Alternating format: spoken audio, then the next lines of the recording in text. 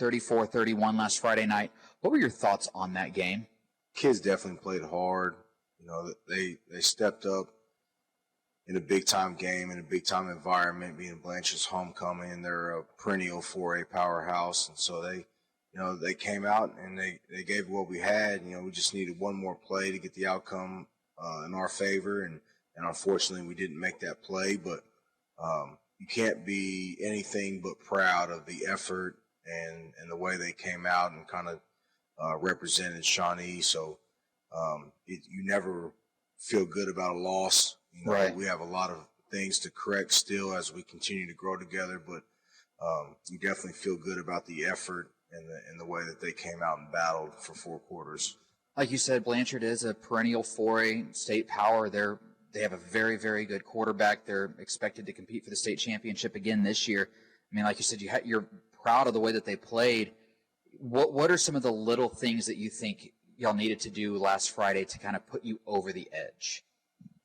One, we have to take advantage offensively when we get across the 50.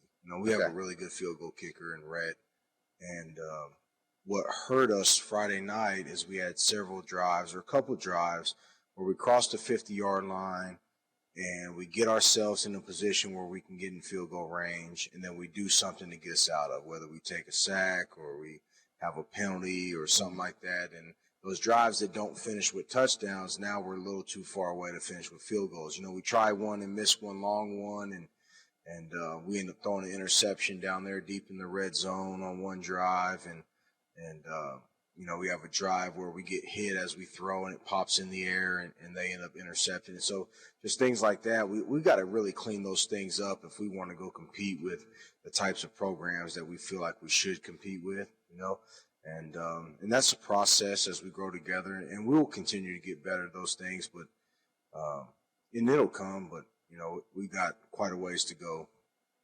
Looking at the action on the field for the first time this season, your offense did struggle to run the ball a little bit. Dietrich had the one big run that he popped, but really besides that, I mean, it was kind of a quiet run game for you guys on Friday night. Was that because of what Blanchard did and just their size and strength up front, or were there some things that you noticed looking back at the game that y'all needed to clean up in the run game a little bit? Well, I think it was a combination of both. We're still shuffling and organizing our offensive line and trying to find the right 5 guys and trying to build some continuity. And we're also rotating, 2 freshmen in the offensive line and that also play defensive line. So we're just, as we bring bodies in and out, and anytime you do that, that's kind of a unique group on the field. Those guys, they have to get a feel for their combination blocks and things like that. So it takes a long time to gel. And so once we find that combination and we can kind of get that a little bit more solidified, and I think just, they did some things to cause us some problems up front in the middle, and, our success came on the edge. And then, our matchups were outside, and we're always going to be a team that's going to take advantage of our matchups and where our success is. And so we were able to throw the ball well and have success with the deep ball. So we kept at it, and we tried to keep tabs on our advantage and keep going after that well, and we were able to have some success. I mean, we had Del Mongo over 130 yards receiving with a couple touchdowns, and Jameer did a good job of just staying calm in the pocket and finding his check down. So Dietrich didn't have the rushing yards that he's been accustomed to, but he ended up having a pretty good day receiving the ball out of the backfield. And then Ejon was able to get loose on one and get deep on one. So we have to be more consistent in the run game in order to establish drives. We can't rely on the big play week in and week out, but right now, or at least last week, we were able to hit it and kind of give us a fighter's chance. Yeah, I know that was one thing that you talked about last week, wanting was more consistency with the big plays. And against Seminole and against Ardmore, it seemed like there was the one big play each game, and it happened to be a pass to Delmone both times. But this week, or last week, I should say, you were able to more consistently hit on big plays. Does that give your offense as a whole a little bit more confidence seeing those big plays occur a little bit more frequently? Absolutely. And we're pretty fast, When you look at our skill set offensively, we have a lot of guys that run track, and we got guys that are pretty fast. And as our offensive line develops and grows, we're going to have to rely on it. We're going to have to hit big plays in order to be productive on offense, until that other part catches up. But, going back to our earlier point, Dietrich still had 84 yards rushing, which is not a terrible day. True. versus he's just not the 130, 140 that he's been having, but he still ranks top 3 in 5A in rushing, and so, yes, it was exciting to see us be able to hit. We worked a lot on it. It's one thing that we weren't consistent on in the first 2 games, and we really challenged Jameer and those receivers to stay after it and work it and fine tune it. And he did that, and we were able to complete several balls down the field versus pretty good defense. You mentioned Jameer's play. He seems to be getting more comfortable now in your offense 3 weeks in. Watching him, he had a couple of plays where he had to scramble and escape some pressure. There was one, I think it ended up being the touchdown pass to Dietrich. He ducked under a couple defenders. It kind of seems like the game is finally starting to slow down a little bit for him. Absolutely. As he matures into the position, he continues to feel more confident. And one thing that, his leadership and his ability to stay calm is kind of the reason why he's in that spot for us. He doesn't panic. He doesn't freak out, so when pressure comes, he stays calm and he moves through the pocket and he recognizes his escape lanes and he's patient. And when he gets out, he keeps his eyes downfield. And there was several times Friday night where he found the guy late and was able to dump it off to him. We were able to have success and move the chains and even score.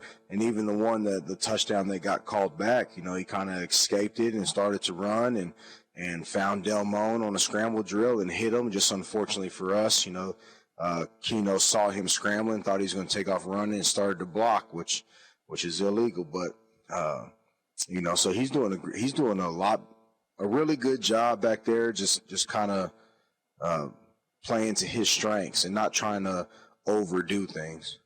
You mentioned Delmone Miller, another great game for him. 5 catches, 134 yards, 2 touchdowns.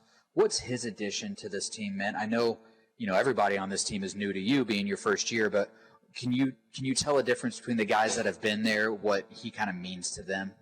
Absolutely, man. He just brings a dynamic, and adds depth, and he's a problem for defenses. When you look out there and you look at his matchup ability, you have to bring eyes to him. And when you single him up, you better have a guy out there that can cover him. And Blanchard singled him up a few times, and we were able to find him and get behind the defense. Even the first touchdown that he caught was a post, and the safety just, thought he was in good position and just got a little bit. Delmone was able to get behind him, and Jameer was able to put a great ball on him. So his speed and then his ability just to go up and catch tough balls, and he's done it every single week. 7-0 in the fourth quarter, he put us in position to try to score. And then Ardmore in week 2, he caught another big ball in the fourth quarter, put us in position to score to take the lead. And then even in the first drive last week, he caught a big ball on 3rd down to get us in the red zone. And the touchdown pass he caught was on 4th down in the first drive. So he's kind of the guy that when we need a play, he's been stepping up for us. And defensively too, man, he's flying all over the field. He's making tackles, he's making plays, pass breakups. And so he's just out there. He's having a really good year so far. His production last week, it all came in the first half. What changes did Blanchard make to take him out of the game in the second half? Well, a little bit, we kind of got out of character there a little bit in the third quarter.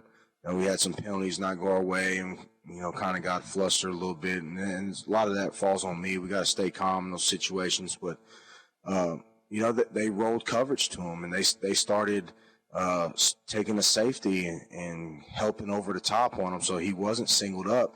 And then we were able to come back and find Ejon in the seam right there because they did that. And it was able to kind of open up some other things. So his presence is definitely a factor, and that defenses have to account for.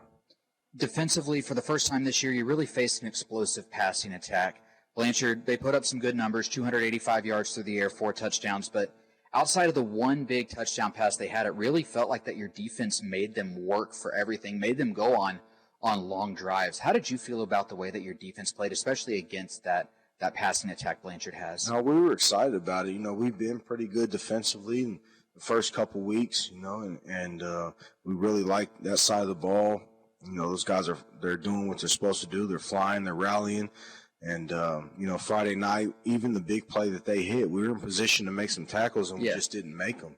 If we make those plays in that situation, then it could possibly change the outcome. So those guys are fitting well. We had some encroachments or offsides that we need to clean up there late, when we were rotating a lot of bodies in there.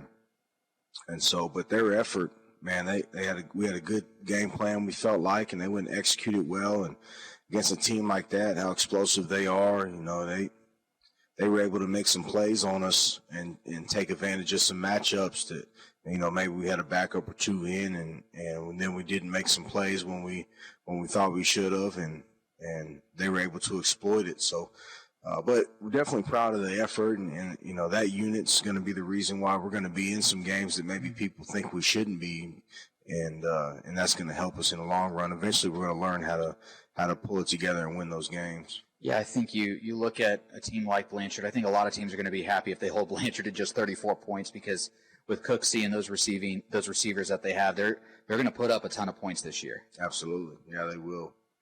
Your Wolves, y'all were able to handle the Blanchard rush game pretty well. It did seem that maybe late in the game, the physicality of that Blanchard run game kind of got y'all a little bit worn out. But overall, I mean, like you were saying, you have to be happy with the way that you played, especially against an explosive team, but also a very physical team in Blanchard. They were. And, you look out there just pound for pound, they definitely had us outsized, and they wore us down a little bit. And they had a really good scheme, and Coach Craig does a great job over there, and his staff, and they had a really good game plan against us, and they did some things to us that they were able for them to have some success. But at the end of the day, we had an opportunity to go down and win the ball game. Defense made the plays when needed in the fourth quarter and got us the ball back, and we had a chance to go on a 2-minute drive down a field goal, and we just didn't execute it properly and gave them, even when we gave them the ball back there, we still had an opportunity on 3rd and 4th down to try to get it back one more time, and we weren't able to capitalize on it. But extremely proud of their effort all around, just keeping us in the game and responding to adversity and giving us a chance to win. There's obviously a scary moment Friday night. Kiefer Landis, he went to make a tackle on Blanchard's Hudson Perriman. Landis seemed to do everything right on that tackle attempt, but Perriman was able to run through the hit, and Landis ended up on his turf with what appeared to be a head and neck injury. He was placed on a stretcher, taken by ambulance to a local hospital. Can you give us an update on how Kiefer's doing? Absolutely. So it's definitely, scary. That's one part of football nobody ever wants to see. Right. When a young man laying down, they have to bring the ambulance out. But Kiefer is an extremely tough kid. He's a pole vaulter. He's a state qualifier pole vaulter. So anybody willing to hurl themselves 15, 20 feet in the air on a stick is definitely marked down as brave in my book. But yeah, he did. He had some tingling down his body, and he had some pain, and so just out of precaution, the athletic trainer from Blanchard, he wanted to do everything properly just to make sure that we are the safest in that situation. So they brought him out. The EMTs brought the stretcher out, and they were able to bring him to the hospital. He was able to get X-rays and MRIs, and he's going to be okay. It's just as far as the scariness of it, it was minor in that aspect. So he was up here this weekend and getting a little treatment, getting some ice, and he's in good spirits. And so we appreciate the community and everybody that reached out and asked about him and offering thoughts and prayers for him. So they definitely came through. So it was definitely a scary moment, but we're glad he's okay. What's Shawnee's policy, and I guess maybe even the OSSAA policy, for evaluating and then clearing a kid when they appear to have suffered a head or neck injury? Right. Well, it goes to the doctors. They evaluate any kid. If you see signs, and there's certain signs to recognize. If you see signs that there's possible a head and neck injury, then the safest thing to do is just hold them out until they can get evaluated by a medical professional, and then at that point we have a return to play plan that kind of gets individualized based on the severity, but the player has to meet certain check marks in order to come back and participate again. And so, and we work, our athletic department as well as our athletic training staff, they work hand in hand with the local doctors and stuff to be able to formulate that plan and make sure that it's safety first when it comes to our young people. He's going to be out tonight, and he's been a key player for you. And this is part of football, unfortunately, but it's kind of the unfortunate question I have to ask. How do you replace that production? Because he's been a key special teamer and then a key reserve on your defense too. Absolutely. Somebody else is going to have to step up. And unfortunately, you can't not go play because you have injuries. Right. So and that's why JV and freshman games are so important. And that part of practice is so important for us as we can evaluate. And so the young man that replaced him in the game Friday night, Kevin Tyner, he'll play a little bit bigger role for us, and we'll do some things to kind of help those guys that start or are in there get a little bit more rest here and there through different points of the game, and so we can not wear down as easy with so many guys going both ways. But eventually, just somebody else going to have to step up until he can get back, and we can't have a drop-off because the schedule doesn't get any easier. Right. Yeah, you mentioned that schedule. Blanchard, it was your final non-district game of the year, and you open up district play this week, and your first two games are against Bishop McGuinness Irish and the Carl Albert Titans. I mean, it's not an easy schedule, but sitting at 1-2, especially after playing such a good game against Blanchard, even though y'all came up a little bit short, how do you feel about your team going into district play? It's going to be a tough district, but I'm sure you feel like y'all are at least headed in the right direction. Absolutely, and we know coming into this year, everybody knew that it was going to take a while for us to really be firing on all cylinders. And so each week we're just trying to get a little better and progress and a little better. And Bishop McGuinness, high-quality football teams, we'll see tonight. And so they're not going to wait for us. They're not going to sit around and say, hey, hope you get better. They're going to come out and they're going to try to beat us, and they're going to try to get their 15 district points. And it's up to us to come in their house tonight and snatch victory from them. And that's our objective. We go into every week planning on winning the football game, and it's no different this week, injuries or anything else. So we feel good about our game plan tonight, and we feel okay about our matchup, and hopefully we can come execute and do that and get our first district win. Well, let's go ahead and take a quick break. And when we come back, Coach Madonna and I will talk about Shawnee's opponent for tonight, the Bishop McGuinness Irish. This is the Fire Lake Enterprises Coaches Corner here on Classic Hits, KGFF. The Fire Lake Enterprises are a proud supporter of Shawnee Wolves football. If you're hungry, we have what you're craving. Fire Lake Pizza, Fire Lake Fry Bread Taco, the Bistro inside Fire Lake Casino, the Grill at Fire Lake Golf Course, and for something special, try Flame Brazilian Steakhouse inside the Grand Casino. Fire Lake Enterprises, backing the pack.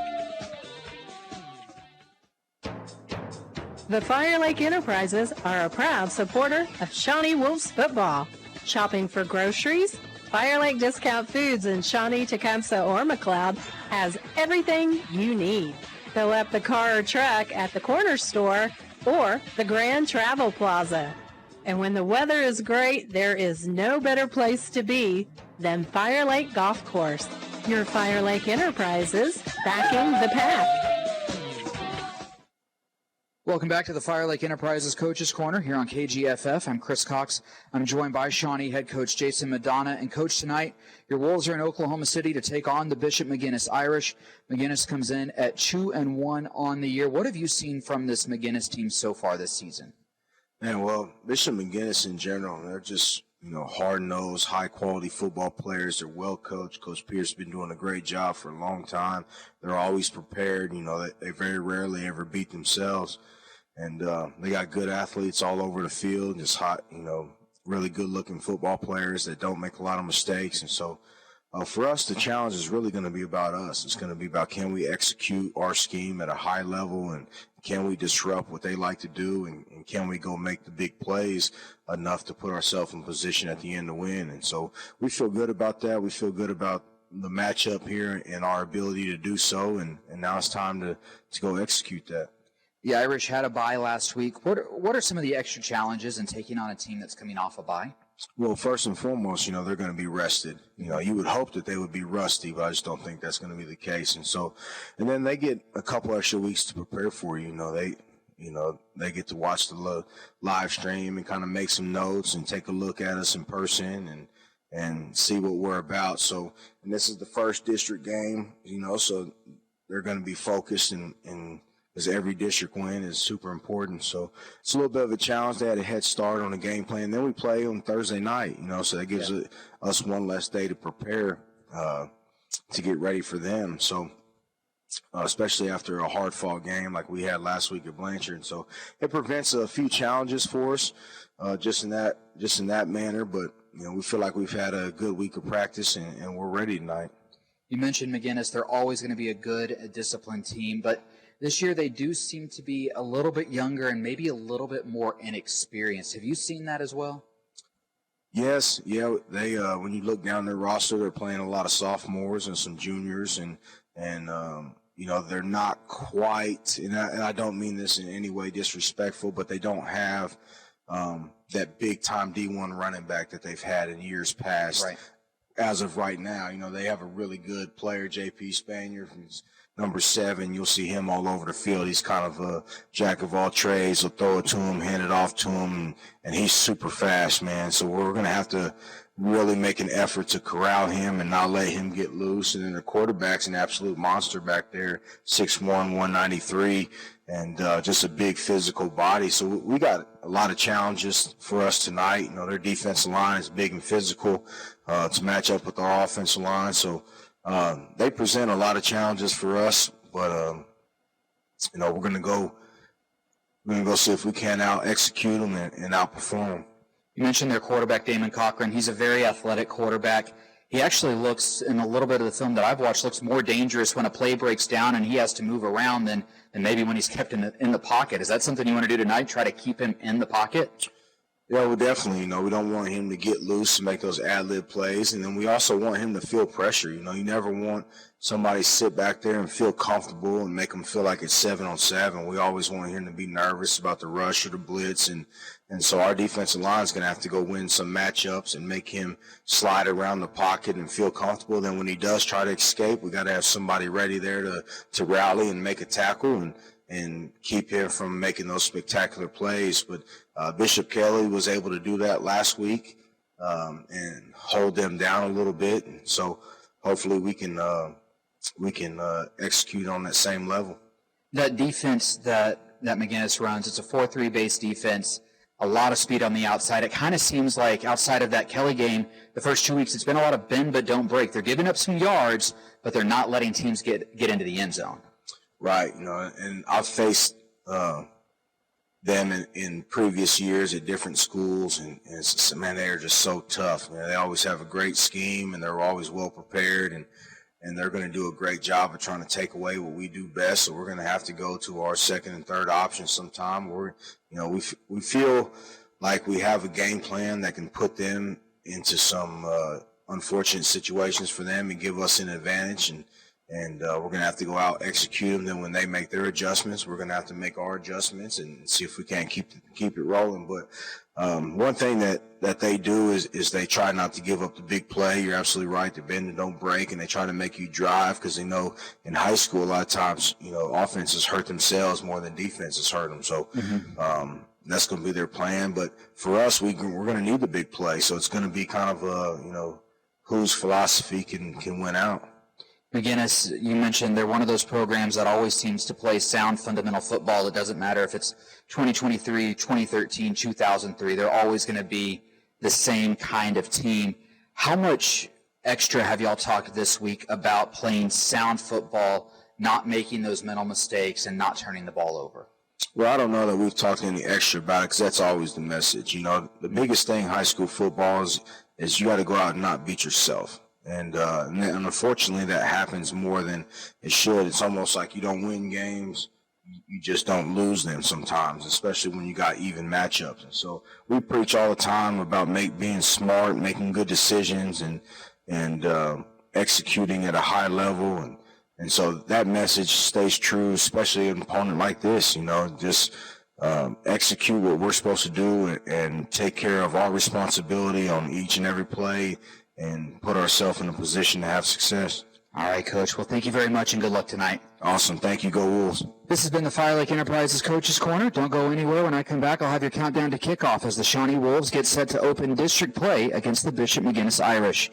This is Shawnee Wolves football on 100.9 FM and 1450 AM. Classic Hits, KGFF.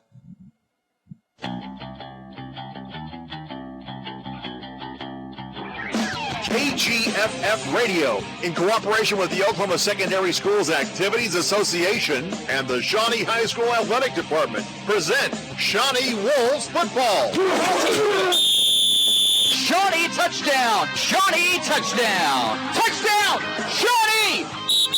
Wolves football on KGFF is sponsored by Fire Lake Discount Foods, Bank First, Harrison Discount Pharmacy, Citizen Potawatomi Nation, Fire Lake Golf, The Clinic Pharmacy, Watkins Heating and Air Conditioning, Berkshire Hathaway Benchmark Realty, Gordon Cooper Technology Center, Red's Tire and Battery, Finley and Cook, and Arvest Bank.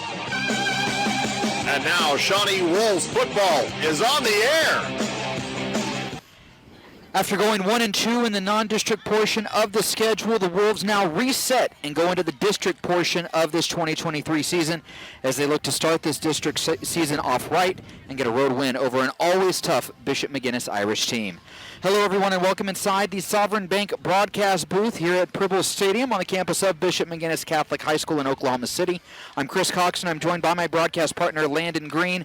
And, Landon, we're set up in the stands tonight. We are men of the people, shall we say. Heck yeah, this is the best way to go. We did this a few years ago, I think, at Glenpool maybe. And at Glenpool, we've done it at Kelly. Yeah, we've done it a few times. So, it's always good to get out amongst the people, especially when the Wolves get out there and score some touchdowns. We'll get to hear the cheers from the crowd. Landon, the Wolves, they went 1-2 in the non-district portion of their schedule, but as district starts tonight, that record is essentially now 0-0 because when it all comes down to it, that non-district schedule doesn't mean anything when it comes to playoffs. Yeah, and that's perfect. I think you come out of that district playing against three really good teams in Seminole, Blanchard, and Ardmore. Last week you come off a tough loss against a Blanchard team that's going to be pushing for schedule, and you're going, okay, we're going to have to start putting some good solid wins together against some teams that look really tough on the schedule. Yeah, that's right. After tonight, the Wolves are back home, which they haven't been home in a few weeks, but back home against Carl Albert, who them and Bixby are probably the two best teams in the state regardless of class, and then they have an extra non-district game after that with John Marshall, but then Eisenhower, who's been playing really good football, Piedmont, who's always tough, Southeast, don't know a lot about them right now, and then they close out the year with Guthrie. So really, there's not a week where you can look and say, okay, yeah, there's another win now. Yeah, this is a district whenever, we got moved into this district, you were looking at it on paper going, this is a tough district. You're looking at all the teams in there, and you're going from top to bottom. Anybody could make the playoffs in this league, and the usual players made it last year, but this year could be different for anybody. Yeah, it could. And let's go ahead and take a break. When we come back, we'll look at Shawnee's game from last week as they closed out that non-district session or non-district portion of their season. This is Shawnee football here on Classic Hits KGFF. Enjoy State Fair savings at every Fire Lake Foods location. Green giant vegetables are 2 cans for $1. Sweet potatoes are 99 cents per pound. Medium white onions are 79 cents per pound. Honeydew melons are 99 cents per pound. Kraft shredded cheese is 2 bags for $4. And Bob Evans family-sized mashed potato or mac and cheese are $3.99. The State Fair happens once a year, and so does this sale at every Fire Lake Foods location, Shawnee, Tecumseh, and McLeod. So long, paperwork. See ya, hassles. Goodbye, not knowing.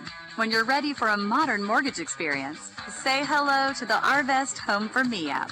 With Home for Me, you can get pre-qualified, upload paperwork, and track your loan's progress, all from your phone, and all with the support of a dedicated lender.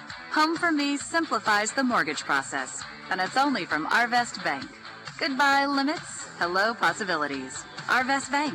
Member FDIC Equal Housing Lender. Shawnee Wolves football is on Classic Hits KGFF. Welcome back inside the Sovereign Bank broadcast booth, or maybe the Sovereign Bank broadcast bleacher. I'm Chris Cox. I'm joined by former Shawnee Wolf Landon Green. We're at Bishop McGuinness in Oklahoma City as the 1-2 Wolves look to start their district playoff with an impressive win tonight against the 2-1, always tough Bishop McGuinness Irish. Let's look back at last week real quick, though, as the Wolves closed out their non-district schedule with a tough road game against the Blanchard Lions. And Landon, the Wolves fell in that game 34-31, but they showed a lot of growth and showed a lot of positives in that game. Yeah, I mean, they went out there, and, this is a team that, they went down by 10 at one point, and, I think in years past, that probably would be the dagger in this team. Yeah. But they went out there, and they made it a game all the way to the end. You change a couple of things. I mean, Retney's kick that had the leg just didn't have the accuracy on it. And you're talking that, this game is tied up, and we're probably talking about having to go on a game-winning drive for either team. And so, yeah, no, a lot of positives from last week you can take out of it. And, yeah, it was an exciting game that you get to watch and kind of feel good about, coming out of that thinking, hey, maybe we can hang with these guys. I think one of the most impressive things that we saw, or maybe one of the best things that we saw in terms of the growth of this team, is that the explosive plays started to happen in the pass game. Jameer Owens and the Wolves, they hit on several deep balls, maybe none more impressive than the one in the first quarter when he hit Delmone Miller for, I believe it was a 32 or a 36-yard touchdown pass on 4th down. And so, I mean, those explosive plays, now that those are happening, if those can continue to happen consistently, that'll only make this offense even better. Yeah, I mean, that was the biggest thing that needed to happen. We knew what Dietrich Beavers brought to the table. We knew what the run game could do as far as, hey, they're going to get you 3 or 4 yards and they might go down, but they're going to continue that and be consistent in that. It was really the passing game. Once you get the running game going, it's easy to kind of key in on that. You got to get that passing game going. And last week, Jameer Owens really took a step in the right direction, did a great job last week at kind of controlling the game. One big mistake, but, I mean, it's one thing where it's like, hey, if you just hang in there, maybe just hold on to it, take a sack or, something like that. You don't throw an interception. But past that, I mean, just a really good game from him.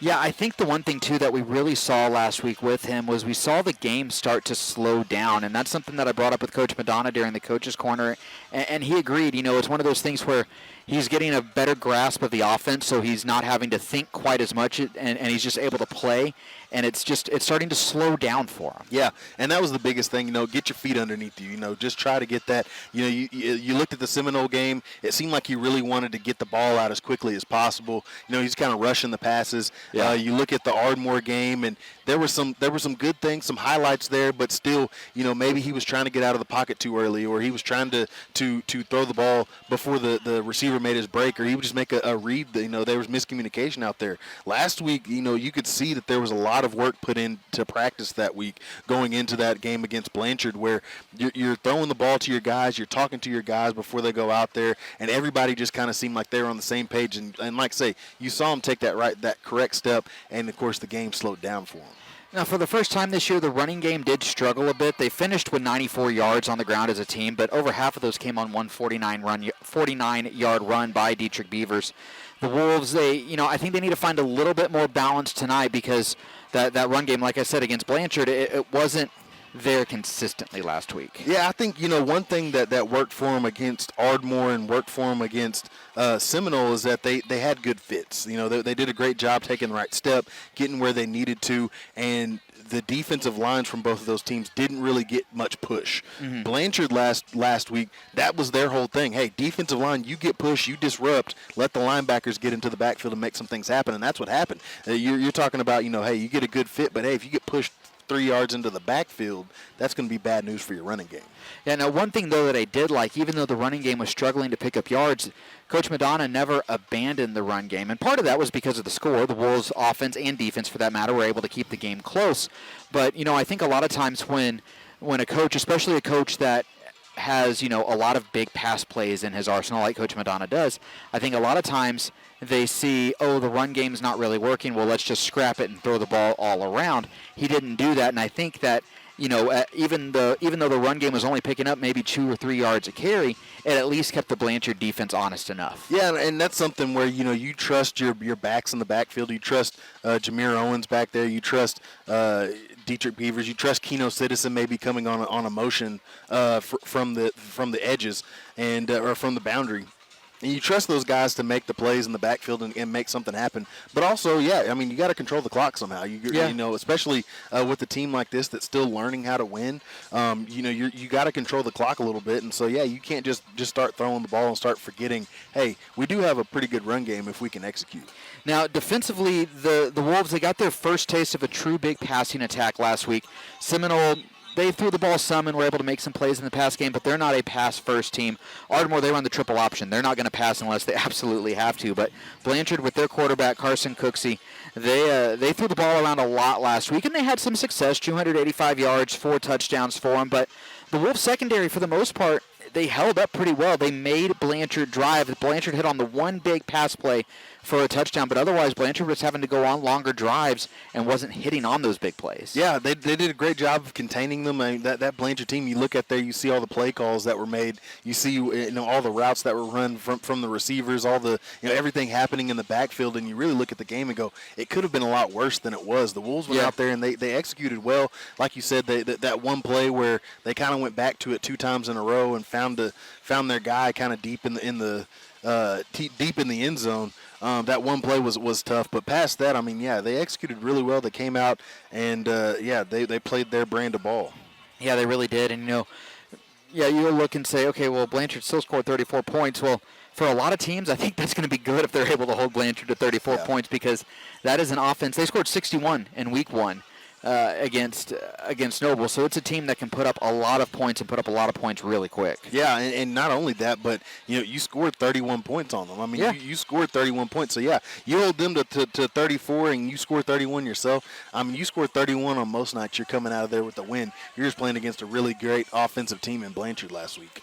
Yeah, the thing though is that Blanchard and Coach Madonna talked about this in the coaches' corner. They were able to make those couple key plays when it mattered most, and Shawnee, when they were trying to get a stop in the fourth quarter, they could not come up with that stop, and it was actually an offsides penalty that ended up giving Blanchard the first down and allowing them to take a knee and run out the clock. So Shawnee's still working on making those final couple of plays and taking that next step so they can start winning those games, because right now that's kind of the difference between this team greatly improved from last year, but the difference between this team and maybe even a team like McGuinness tonight is that McGuinness is probably going to be a little bit more confident. They're going to be a little bit more sound and fundamental, and Shawnee needs to make sure that they don't beat themselves tonight. Yeah, I mean, when you get out there and practice, you're running sprints, your coach is sitting there telling you, hey, you got to run through the line. You got to run through the line. You're not running to the line. You're running through the line. And, that goes into every game. You get into the end of those games, and you get into crunch time, the last 2 minutes of the game, or last 3 minutes of the game in football. You get into that crunch time, you got to execute. And, the offsides calls, false start penalties, anything that happens after that, that's one thing that, referees will give a lot of leniency. But those are 2 things they can't give you leniency on. So you got to control those things, and you got to be able to go in there and, like I say, execute. And one other thing when it comes to execution that Coach Madonna really pushed on, especially during the coach's corner, was the fact that when Shawnee gets across the 50, they have to turn those into points. And a lot of times it's because they end up kind of shooting themselves in the foot and backing them up. And that's what happened when they backed up and Rhett East had to attempt, I believe it was a 47-yard field goal, which he had the leg for, but he pushed it wide. And then there was another situation where penalties backed him up, and then Jameer Owens ended up throwing an interception down near the goal line. So still those situations when Shawnee gets across the 50, they think they're going to be in a good position to score some points, and then they just end up making a couple mistakes, and they push themselves out of scoring range. Yeah, and that's the toughest part about it. It's just one of those things where, again, you got to finish those drives off. You got to go down there, and like Coach Madonna said, you got to go in there, you got to put points on the board. You got to put 6 points on the board. You can't put it all on Rhett East to go out there and get you points every time. Now, before we get out of this segment talking about Blanchard, I do want to update everybody on Shawnee's junior defensive back Kiefer Landis. Last week in the third quarter, Landis went to make a tackle on Blanchard's Hudson Perriman. He was in position to make the tackle when Perriman ran through Landis' tackle, causing Landis to be injured on the play. Blanchard's training staff and EMS on site stabilized Landis' head and neck and placed him on a stretcher before then loading him into an ambulance and taking him to a nearby hospital. I did get an update from Coach Madonna during the coach's corner. If you heard that, great. If not, what Coach Madonna said was that that basically Kiefer Landis is okay. It was the best case scenario. He suffered a separated shoulder, which obviously we hope that his recovery with that goes well, but no head, no neck injury, and he appears that he's going to be okay, which is great news, because watching that happen, Landon, watching it in real time, it was scary to watch. Yeah, I mean, I was sitting up there. I mean, I was shook, man. I'm not gonna lie. I mean, it was one of those, you watched it happen, you kind of saw him go down, and it just didn't look good. None of it looked good. The way he was kind of on the ground, and then of course, once the gurney comes out, nobody wants to see that. Nobody wants to see the stretcher come out, and so we're glad to see that he's back. We're glad to see that he's recovering. Luckily, it was just you say luckily, fortunately, it was just a separated shoulder, right. But he did separate his shoulder, so that's tough. But it's good to see that it was something as minor as that. You can come back from that, and it's good to see him back walking around and making plays. Well, let's go ahead and take another break. When we come back, we'll talk about Shawnee's district opening opponent tonight, the Bishop McGuinness Irish. This is Shawnee Wolves football here on 100.9 FM and 1450 AM. Classic Hits, KGFF. Harrison Discount Pharmacy opened its doors in 1986. David Nicholas and his friendly staff have been serving Shawnee residents with quick refills plus handling transfer prescriptions with ease. Medicare billing can be complicated. Don't stress. The Harrison Discount Pharmacy staff are experienced in all aspects of billing. Enjoy competitive pricing, flu shots, and local delivery. Call in your prescription 24/7 to 405-273-9906. Score a great deal from Domino's Pizza in Shawnee with their mix and match deals for $6.99 each. Pizza, hot wings, sandwiches, pasta, specialty breads, desserts, and so much more. Kick off the season right and have it delivered right to your home. Don't punt on the coupon finder, drinks, or sauces. Domino's Pizza in Shawnee. Log on to dominospizza.com. Shawnee Wolves football is on Classic Hits, KGFF. Welcome back inside the Sovereign Bank broadcast booth here at Purple Stadium on the campus of Bishop McGuinness Catholic High School. I'm Chris Cox. I'm joined by former Shawnee Wolf Landon Green. And Landon, the Wolves closed out their 3-game road swing this week with a trip here to Oklahoma City to take on Bishop McGuinness. And this is always a tough game. It's a tough place to play. Bishop McGuinness is always a tough team. It seems like regardless of the year, it could be 2023, 2013, 2003, it doesn't matter. McGuinness is going to play tough football, and they're going to play sound and fundamental football, and that's just something that Shawnee needs to be ready for, because this McGuinness team and all McGuinness teams, they're not going to make those kind of mistakes. Yeah, they always seem to have guys with great football IQ. They always seem to have guys that are real physical, and they always seem to have at least 2 or 3 guys that can make some things happen in the open field. And so when you combine those things, you come out with really good teams. This Bishop McGuinness team, I mean, they're always going to have those guys that come out there and play, and they're no different. They're probably pretty close to what the Wolves saw last week in Blanchard. Yeah. Now, while this team is sound and it is tough, it's a little bit younger, a little bit more inexperienced than teams past, Landon. Through the first 3 games, this McGuinness team, they haven't been quite as clean as you would expect to see, but still, they're going to be tough. Yeah, it's going to be tough. You got to come in here. You got to be ready to go. This coaching staff, they're not no slobs. They're going to come in there. They're going to get you ready, get this team ready to go. And you saw them before the game. They're excited. They're hyped. They're ready to go, just as the Shawnee Wolves team is. So you got to be ready to go. And this coaching staff from Bishop McGuinness, they're going to have their team ready to punch somebody in the mouth from the first snap. Yeah, you mentioned the physicality that McGuinness always plays with. One thing that they really have a lot of this year, they have a lot of speed, especially on the outside. The Irish have had success, and they've been able to get the ball to the outside to those playmakers. So Shawnee, who has a lot of speed themselves, they're going to have to watch out for that, because it looks like McGuinness likes to get the ball out quickly and get their guys in space as quick as possible. Yeah, that's the biggest thing. If you got a team that's kind of young, that's the best case scenario for them. You get your guys the ball and let them play football. Let them play that backyard football that everybody's been playing, since they were in diapers, basically.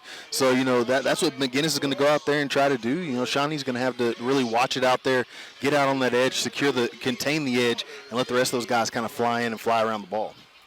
One thing that makes this offense dangerous, it's their quarterback, Damon Cochran II.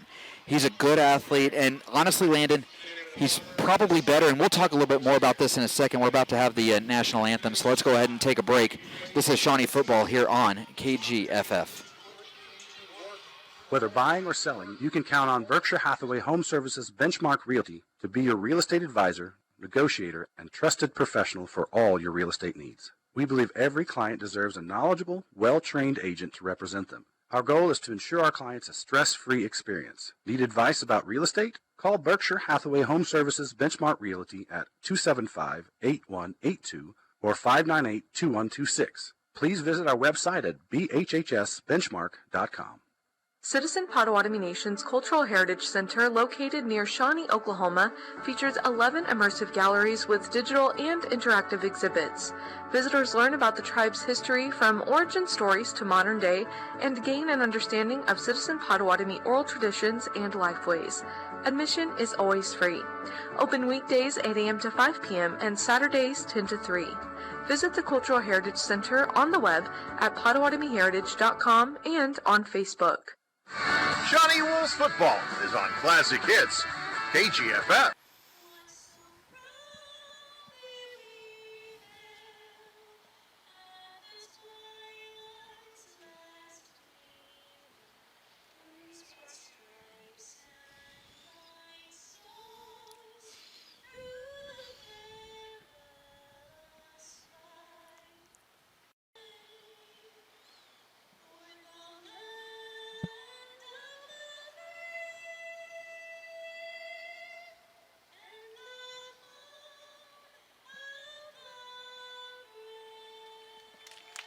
That was the end of the national anthem performed by, I believe they said Bishop McGuinness senior Alex Ely. So good job there by her performing the rest of the national anthem. Landon, before we took that sudden break for the prayer here at McGuinness and the national anthem, we were talking about this McGuinness team, specifically their quarterback, Damon Cochran II.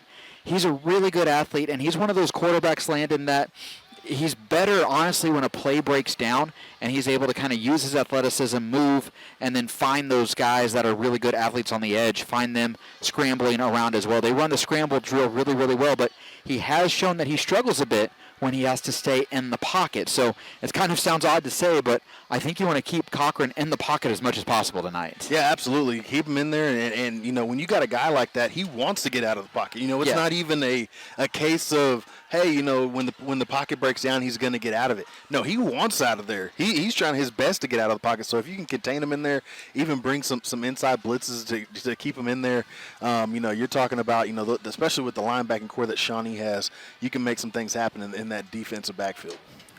Defensively for McGuinness, they're going to run a 4-3 defense, Landon. And like you said, they are tough. That speed on the outside is going to be tough. But one thing with this McGuinness team that I've seen on tape, now again, they were off last week, and so they will have had an extra week to kind of clean things up. But through the first 3 games, they did struggle in the middle and along the offensive line. So I think there are yards to be had there as long as the Shawnee offensive line can be sound and push that defensive line back. Yeah, you got to get in there. Not only, you know, you got to take your first step. That's the most important part. You take your first step, and then once you're there, once you get into position, you got to get your hat on the right side of the shoulder pad of the opposite guy. You got to get in there, move guys out of there, and just let Dietrich Beavers work back there. Just let him do his thing. You don't have to do anything extra. He knows exactly what he needs to do to make things happen. If you just fit right where you need to, he's going to shoot through those gaps. One thing too with McGuinness that they like to do is they play a lot of bend but don't break defense. They're going to give up yards. They're going to try to let you take yards basically in between the 20s. They'll give up those yards, but once you get down into the red zone, they're going to buckle down and make things tough, or by giving you so many yards and making you go on long drives, not giving you that big play, they're kind of trusting that, hey, I think this offense is going to end up making a mistake before we as a defense make a mistake. Yeah, that's one thing where you got to really hold it down as an offense. You got to get in there and not get too far ahead of yourself, and not try to make something happen that doesn't need to. Take what they give you, get the yards, keep the chains moving. Well, let's go ahead and take another break. When we come back, we'll have your players to watch. This is Shawnee Football here on Classic Hits KGFF. Experts say it takes 10,000 hours to master a skill, but you don't have to be a master to get started. At Gordon Cooper, our hands-on training gets you on the right track right now, with dozens of programs to fit your future. It takes hard work to turn a hobby into your hire, so get to it. Your success story is a lot closer than you think. Gordon Cooper, powered by Career Tech. The Clinic Pharmacy has a rich history and tradition of working hard to improve the quality of your life since 1967. You can have your prescriptions filled and shop for baby apparel, plush toys, warmies, blankets, seasonal decor, plus gift wrapping is free. Friend them on Facebook to see information important to your everyday health and the best times to get your immunizations and boosters. We're not sure what happened with the horse. The Clinic Pharmacy, working hard to improve the quality of your life. Shawnee Wolves football is on Classic Hits, KGFF. Welcome back to Purple Stadium at Bishop McGuinness Catholic High School. We are on the Sovereign Bank broadcast bleacher tonight as we are set up outside here in the elements. It's a beautiful night, though, here in Oklahoma City. 1-2 Shawnee Wolves are opening up their 2023 district schedule tonight against the 2-1 Bishop McGuinness Irish. I'm Chris Cox. I'm joined by Landon Green. And Landon, who are you wanting to see step up on the offensive end for the Wolves tonight? I want to see that running game come back this week. I want to see Dietrich Beavers have a good yardage this week, and then I want to see that offensive line get their nose dirty a little bit tonight, get their knuckles dirty, get in there and make some things happen. I want to see Jameer Owens continue to play well. It felt like he took a step forward last week against Blanchard, and you could really start to kind of see the game slow down for him.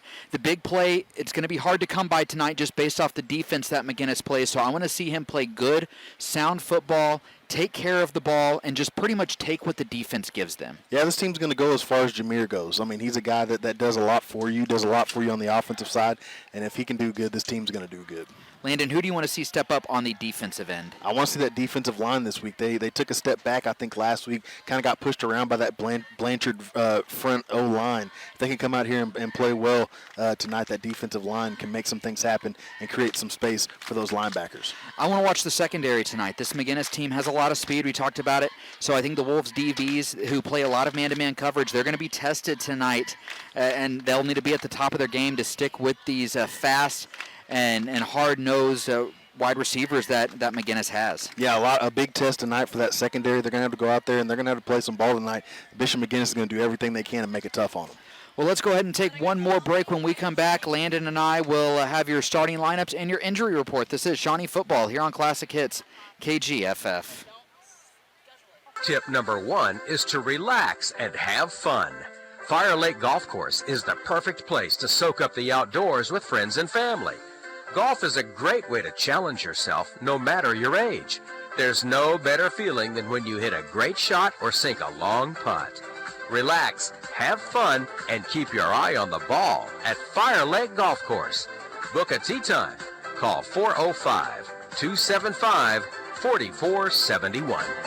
For many years, most people in the midst of arranging a funeral have had only two choices, cremation or burial. But there is a third option available, aquamation or flameless cremation.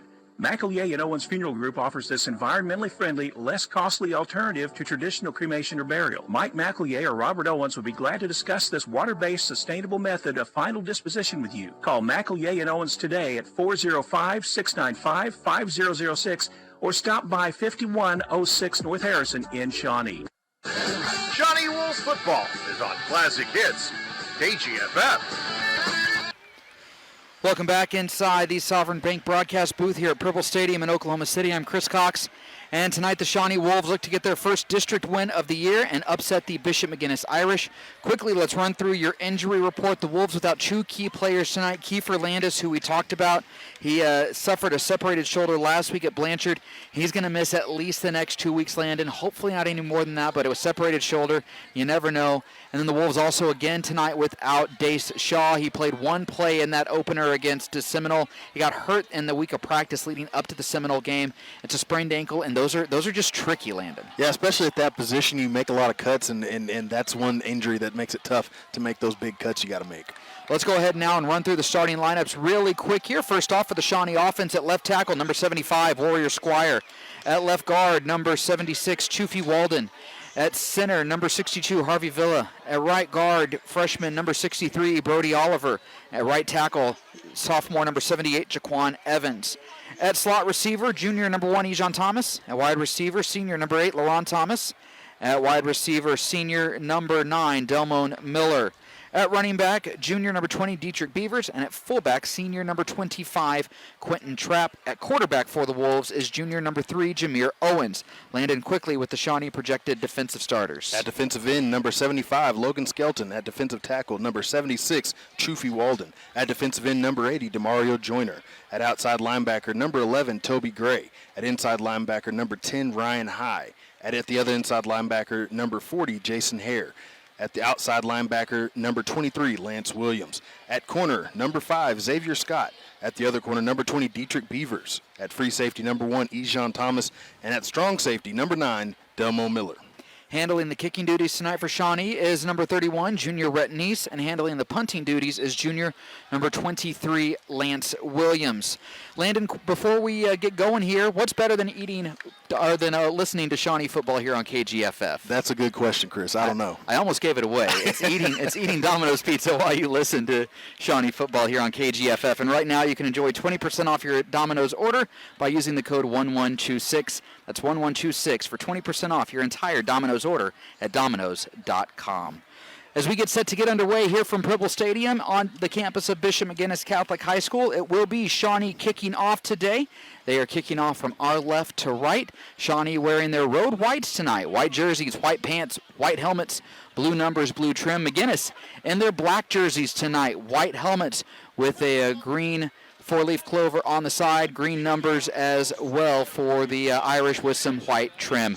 So Rhett Neese has the ball teed up at the 40, or is about to get the ball teed up at the 40-yard line as the Wolves will kick off to start this game. Back deep to receive for the Irish is, let's see here, it looks like that is sometimes a little hard to see those numbers, but I believe it's number 1, Jack Strope, and maybe number 2, J.R. Fletcher back there.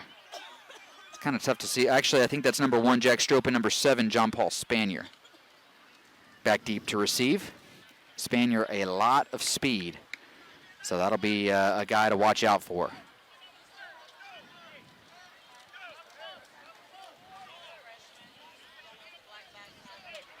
As Wolves struggling to get everybody out there on the opening kick, but now they finally get the final guy out there as we get set to get underway. Neese with it teed up at the 40. And we will see who he kicks it off to here to start this game. Looks like we have an equipment issue. Knee pads too high. You got to have those knee pads over the knees. There's the kick. It is a pooch kick. And it will bounce, and it's going to be recovered by the Wolves. I think Shawnee might have jumped on it. Shawnee did. Zyron Campbell came up with the kick, and it wasn't meant to be an onside kick, Landon. That was a pooch kick, and just perfectly executed by Rhett Neese as he put it in no man's land, and Zyron Campbell, using the speed, slid down there and got the ball at the 35. My goodness. Yeah, mental mistake by Bishop McGuinness. I think they were just going to let it go kind of like a punt, and they didn't realize that, hey, Shawnee can jump on that ball. The ball kind of dies in that grass on the sides here where the grass is a little bit taller, and Shawnee's able to jump on top of it. This offense gets an early chance to put points on the board. Yeah, and early good field positioning at the 35-yard line. And now Jameer Owens will have to come out because his knee pads are also too high. So these officials making sure that everybody's all set to go. But the Wolves with the ball at the 35-yard line. And it will be their ball to start this game. Zyron Campbell actually in at quarterback as Owens has to sit out this play. Campbell gets the snap. He'll toss it back to Keno Citizen. Citizen's going to fire one up there. And that is going to be intercepted on the first play of the game as that ball just floated. And then LaRon Thomas ends up making the tackle, but an interception by number 4, Jack Foster. Yeah, that's one right there. I think, that's probably what you work in practice. Maybe tell Keno, hey, if you don't got a guy down there, nobody's really open down there. Just kind of hold on to it, see if you can get some yards on with your legs. And right there, just kind of threw it into traffic and immediately turned the ball back over to Bishop McGuinness. Yeah, and Landon, is that one of those two that you just kind of run that play, especially after getting what wasn't meant to be an onside kick? You kind of got an extra possession, so you're like, might as well throw it out there, or is that something that you think is scripted to start the game? I think it was scripted. I think they thought they'd catch McGuinness off guard. McGuinness was ready for it, but like I say, that's one where, hey, go ahead and tuck that one. Floated on him. Tuck that one and go ahead and use your legs. And again, the official having to send Delmo Miller now off the field as, again, his knee pads are too low. Ryan High is having to run off the field, even though his knee pads are, looks like over his knees. And so the Wolves are going to call a timeout right here. And Landon, that's just not a great way to start this game. The officials making sure everybody's all buttoned up and ready equipment-wise, and the Wolves aren't, so they're forced to call a timeout. We'll take a timeout as well. This is Shawnee football here on KGFF. Fred's Tire and Battery is locally owned and proudly serves Shawnee and the surrounding area. With 2 locations, you get fast professional service. Fred's offers alignment, oil changes, and a complete line of batteries, all proudly made in the USA. Plus Firestone, Bridgestone, and Mastercraft tires. The next time you need service on your car or truck, be sure to stop in Fred's Tire and Battery. 2 convenient locations, 16 West Highland and 2533 North Harrison. Your one-stop, on-the-spot auto service headquarters. Hey Shawnee fans, Finley & Cook CPAs is proud to be part of the Wolves Pack for over 75 years. From the heart of Shawnee, Oklahoma, we've seen legends rise and unforgettable moments shine on the field and court.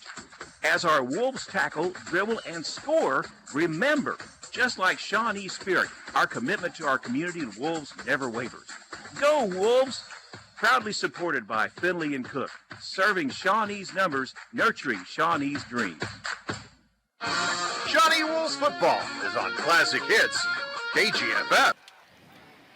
Welcome back inside Purple Stadium. We'll talk about what just happened here, forcing the Wolves to call a timeout in a second. But Landon, the Wolves, after turning it over on their first play, it's McGuinness ball, 1st and 10 at the 11, at their own 11, and they're going to come out empty backfield with Cochran at quarterback. They'll bring a guy in motion, except take him over to the far side. 4 receivers to the right. Here's Cochran, a quick pass. That pass is going to be caught, and that is one of those speedsters right there. That's Spanier, who has a lot of speed, dancing around, and finally knocked down out of bounds. And it should be enough, I believe, to move the chains. Yeah, and that's one right there. They send them into motion, kind of send them out into that boundary, and then just kind of put them in a no man's land, get them out in space, and get blocking out in front. And McGuinness quickly back up to the line, and they're not wasting any time as they just run over to the right side. And Spanier, I believe that was again with the ball, and this time he was brought down after a relatively short gain. Yeah, and right there, just a little speed option game. They're running quickly up to that line, though, making it tough on the Shawnee defense. Yeah, they are not wasting any time at all. A gain of 6 on the play up to the 29-yard line. There's another handoff to Spanier, and Spanier that time is tripped up. Yeah, right there, great job. Looks like Lance Williams got back there. Did a great job getting down the line and getting the tackle. A gain of 2 on the play. Gets him up to the 37-yard line. There's another handoff. Spanier again trying to find somewhere to go, and Spanier wrapped up, brought down by number 16 for the Wolves, and we do have a flag on the play. Jaden Smith making the tackle. Yeah, I think this is probably going to go against McGuinness here.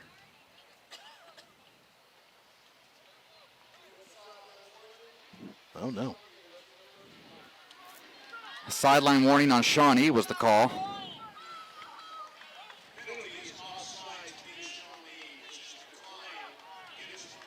McGuinness gets the first down on the run up to the 40-yard line.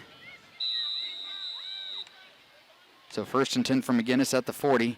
Here's a quick pass. That pass is caught by number 3 for McGuinness, and he's chopped down just short of midfield at the 49-yard line. Kevin Tyner on the tackle. That was Billicky on the catch, and there's a quick handoff as McGuinness not wasting any time getting up to the line of scrimmage. Number 2 with the run for McGuinness right there. That's Fletcher, and he's across midfield, and that'll be a first down. Man, McGuinness moving really fast, Landon. McGuinness not giving us any time to get reset. Another handoff goes right up the middle, and there's Fletcher again trying to push the pile a little bit, and he's finally wrapped up and brought down. Yeah, and it's making it tough, and it's really tough on this Shawnee team who had to burn a timeout just a second ago. You can't call a timeout here to get your team some rest. Down to the 41. It's going to be 2nd down and 3 at the 41-yard line. Here's Cochran looking to throw a quick pass. That pass is caught on a little screen pass, and number 4 for McGuinness, Foster, was tripped up before he took that one, possibly the distance, but he's able to get down to the 26-yard line. I'm going to be honest with you. I don't think the McGuinness line is getting fully set by the time that second clap comes in. I don't think they are either. They clap twice. They clap once to get their guys down, and they clap again to snap the ball. I don't think they're fully getting set. Cochran with it. He's going to run the option. He'll go right up the middle. And Cochran is brought down, and we have a flag on the play. Flag coming in way from the outside, or from the back official. I think that might have been the ref or the center judge who made the call all the way back at the 26-yard line. It'll be a hold on the offense. So that'll be a 10-yard penalty, and that will help Shawnee out a lot. At least kind of stop things for a second, too. Hey, last week we hoped that the referees would have a mic. We have a mic this week. We do. Just don't have it turned up very high. First and long now for McGuinness. After that, holding penalty, 1st and 20. 3 receivers to the right side, 2 receivers to the left side. Cochran empty backfield. Cochran gets the snap. Shawnee coming on the blitz. There's a quick pass. That pass is going to be caught. And that gets them back to the original line of scrimmage as number 12, Sutton Pierce, makes the tackle, or makes the catch. Yeah, and again, just quick passes, getting out of hands of Cochran really quickly, not letting the Shawnee defense get too much penetration. It'll be 2nd and 11 from the 27-yard line. There's a little toss to Spanier. Spanier trying to cut it up the middle, and Spanier will get a few yards, and it'll be 3rd and medium after Jason Hare made the tackle there on that little pop pass to Spanier. Yeah, and right there, great job of at least getting in there and wrapping them up. That offensive line from Bishop McGuinness doing a great job making some things happen. They're able to fight through it and get the tackle. Gain of 5 makes it 3rd down and 5, or 3rd and 6, I should say. And Shawnee jumped as Jason Hare went across the line of scrimmage. One of those penalties, Landon, that just is killer because now it makes 3rd and 6, and you're in a fairly decent position, 3rd down and 1. Yeah, and it's real tough because you're trying to time out those claps. And he clapped 3 times there. It still got Shawnee off guard. So 3rd down and 1. Cochran will run the option. He'll pitch it back to Spanier. Spanier trying to get to the edge, and Spanier chopped down. It'll be enough for the first. Down inside the 15 to the 14. Yeah, and right there we talked about this Bishop McGuinness defense forcing Shawnee to do a lot, trying to force them into a patient offense. Right now the Shawnee defense doing the same with Bishop McGuinness, but they're taking what they can get right now, moving those chains. 8 minutes exactly to go here in the first quarter. 0-0 is the score. 2 receivers to the right side, 1 receiver to the left. Now they'll bring a guy in motion. Pistol formation. Cochran will toss it back to Spanier. Spanier trying to get to the edge, and Spanier's tripped up. Tyner there to make the tackle along with number 1, Ejon Thomas. Great play right there by the Wolves for the tackle for loss. Yeah, Tyner right there, great job fighting to the outside, got off his man, fought off the block, able to slow him down long enough, able to chop him down, had a guy coming down the back end as well. Looked like Ejon Thomas. Loss of 4 on the play, back to the 18-yard line. 3 receivers to the right, 1 receiver to the left side. Here's Cochran. He's going to roll out to the right. Cochran being chased from behind, and Cochran's hit, and that is going to fall incomplete. Good pressure there by the Wolves. Number 23, Williams, coming in with the pressure. Yeah, Lance doing a great job tonight, really working down the line. Did a great job there fighting off, coming off that back end. They leave him open thinking that they're going to get that pass off. Did a great job hustling from that weak side, getting in there and breaking up that pass. 3rd and 14 for McGuinness. 2 receivers to the right side, a tight end to the right side as well. 1 receiver to the left, 1 back in the backfield. Here's Cochran looking to throw. Cochran going across the middle of the field, and that is caught, and that will be a McGuinness touchdown as Peter Berlicki gets the catch on that little post route and takes it to the house. Yeah, that's one right there. You just kind of say, hey, if you can get into the inside of of the guy across from you, you can do that, and then just kind of work your way up the middle of the field, and right there, that's kind of what Bishop McGuinness ran against Shawnee, and it goes for 6. Yeah, the Wolves played man-to-man defense right there as they brought the blitz. And the McGuinness line was able to hold up enough and allowed Cochran to find the receiver for the touchdown. McGuinness on to attempt the extra point. And the kick is up, and that kick is good. That was number 36, Noah McReynolds, with the kick. McGuinness always seems to have a good kicker, Landon, and McReynolds, we're watching him warm up. He seems to be a really good kicker. here for McGuinness right now. Yeah, you can always find those guys. McGuinness a pretty good soccer team as well. So, you know, you can kind of find those guys. If they're not on the soccer team, they always, like you said, seem to have a guy ready to go, ready to kick those balls. So real quickly, to go back to why Shawnee had to burn a timeout on their very first defensive play, the officials have been making sure that everybody, the rules state, uniform codes state that your knee pads have to be actually on your knee. Pants cannot be above the knee. And Shawnee apparently, according to the officials, had a bunch of guys who had knee pads and their pants above their knees, so they were forced to send them off. And then when Shawnee called a timeout, they thought, okay, we called a timeout, we can get it fixed. Kind of like if your helmet comes off, you can go back out on the field. That wasn't the case. So McGuinness, or Shawnee, had to take off Ryan High, had to take off Delmone Miller. I think had to take off one other guy too. And that kind of forced them to be a little undermanned to start, and that's one reason, too, why McGuinness went at such a blistering pace. Yeah, 3 plays in a row. I mean, it made it tough on Shawnee getting their best guys out there. 3 plays in a row. You're talking the kickoff, they sent people off. The first offensive drive after the... They sent Jameer Owens off. Yeah, they sent the quarterback, Jameer Owens off. And then, out there on defense, the third play from scrimmage, they send a couple more people off. So, yeah, burn that time out, and that's going to be tough, especially with the Bishop McGuinness offense that, like you said, runs at a blistering pace. McGuinness set to kick off. Delmone Miller. Dietrich Beavers back deep to receive. There is the kick, and it will be Miller who will take it at about the 10. Miller looking to go up the middle. Miller breaking a couple tackles. Gets into the open field. Miller makes one. Oh, all he had to do was beat the kicker. But Miller with a good return, and Shawnee will have good field positioning up to the 43-yard line. Man, he was one guy away from taking that to the house. Yeah, just one move. The kicker did a great job breaking down and getting the tackle. One kicker away. But man, a great play there by Miller, able to find the gaps. Great blocking out in front, and now Shawnee, like you said, is going to have great field position to start with. Up at the 43-yard line after that 33-yard return by Miller. The good thing about only running one play the last drive, you still got a couple of plays in those scripts to run through. Yeah. 2 receivers to the left side, 1 receiver, a tight end to the right, 1 back in the backfield. There's a handoff to Beavers. Beavers trying to go up the middle, and Beavers able to get a few yards out of that, up across the 45 to the 46-yard line. Nice rush there by Dietrich to start the game. And we have an injury here, as I believe that's number 51, Jamar Favors, on the turf.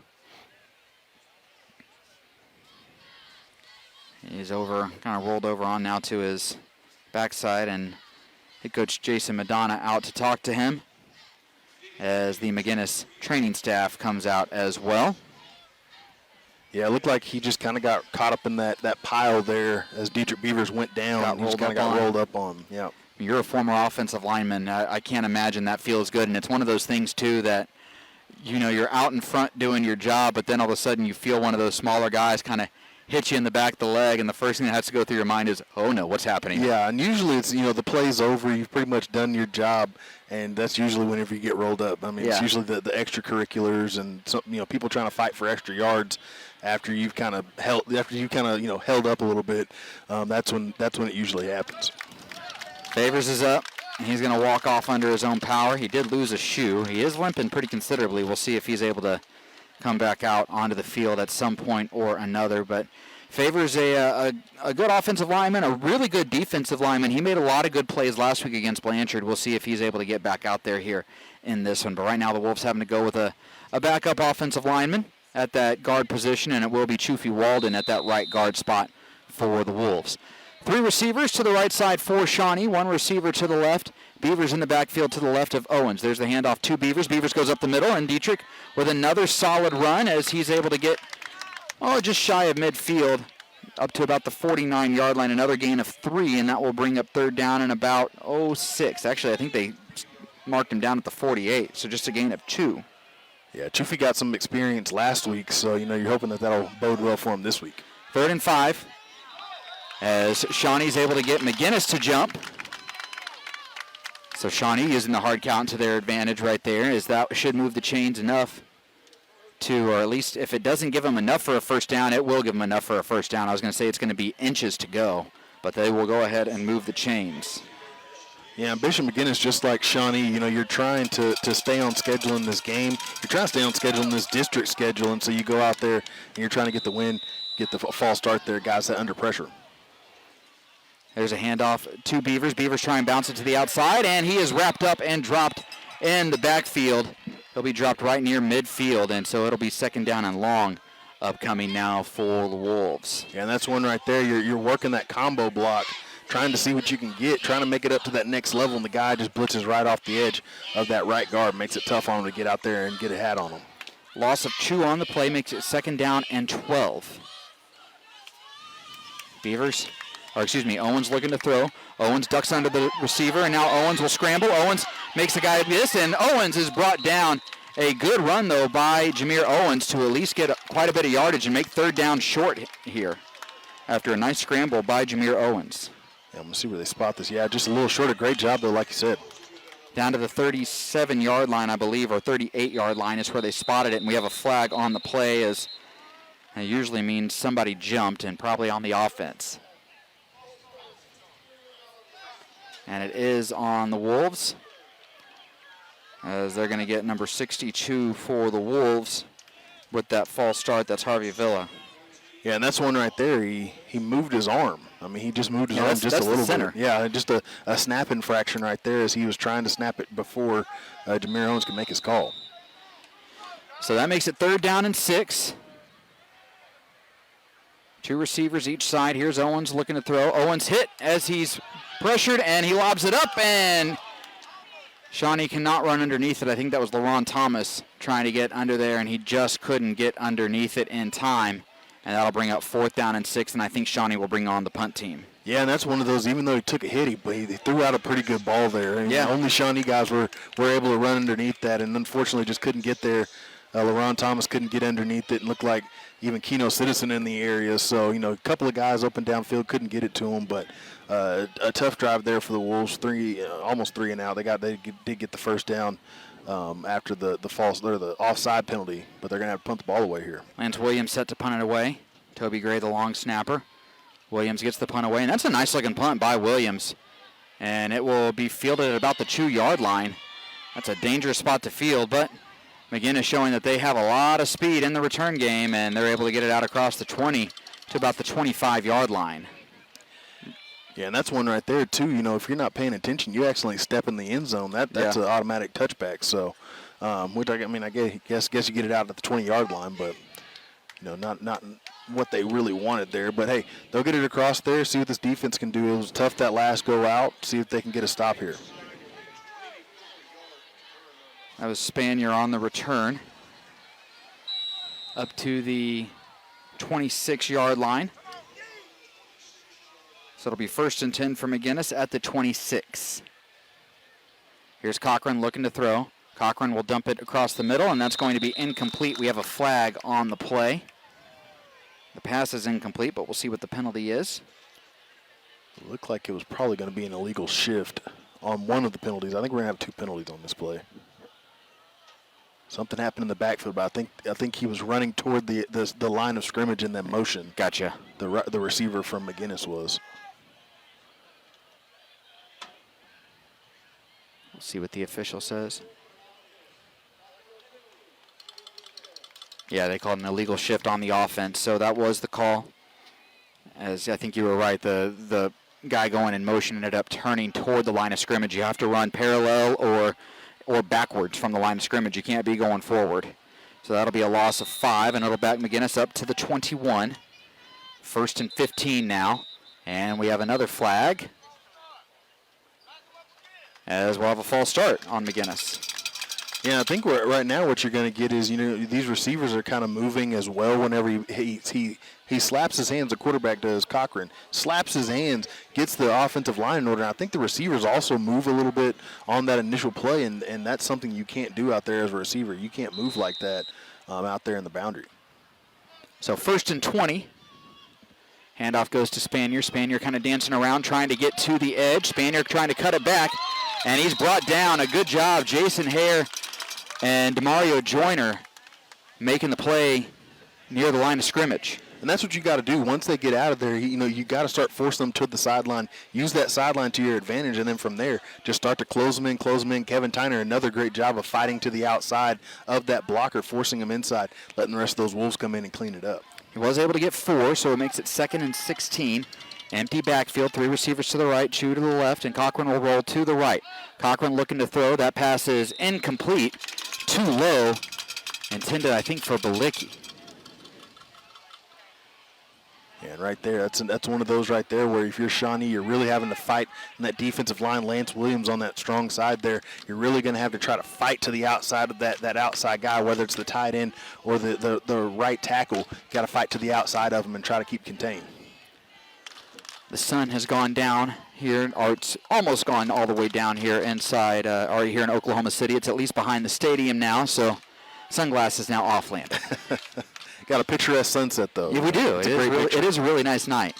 Cochran going to hand the ball off to Spanier. Spanier trying to go up the middle, dancing around. Spanier working around a couple of guys, and Spanier will run out of bounds near the sticks.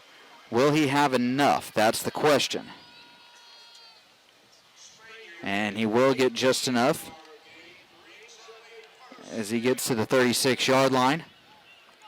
Spanier's very quick, Landon. He's not a big guy either, and he's incredibly quick. McGuinness again moving fast. Handoff goes to Spanier. Spanier up the middle, spins away from a tackle.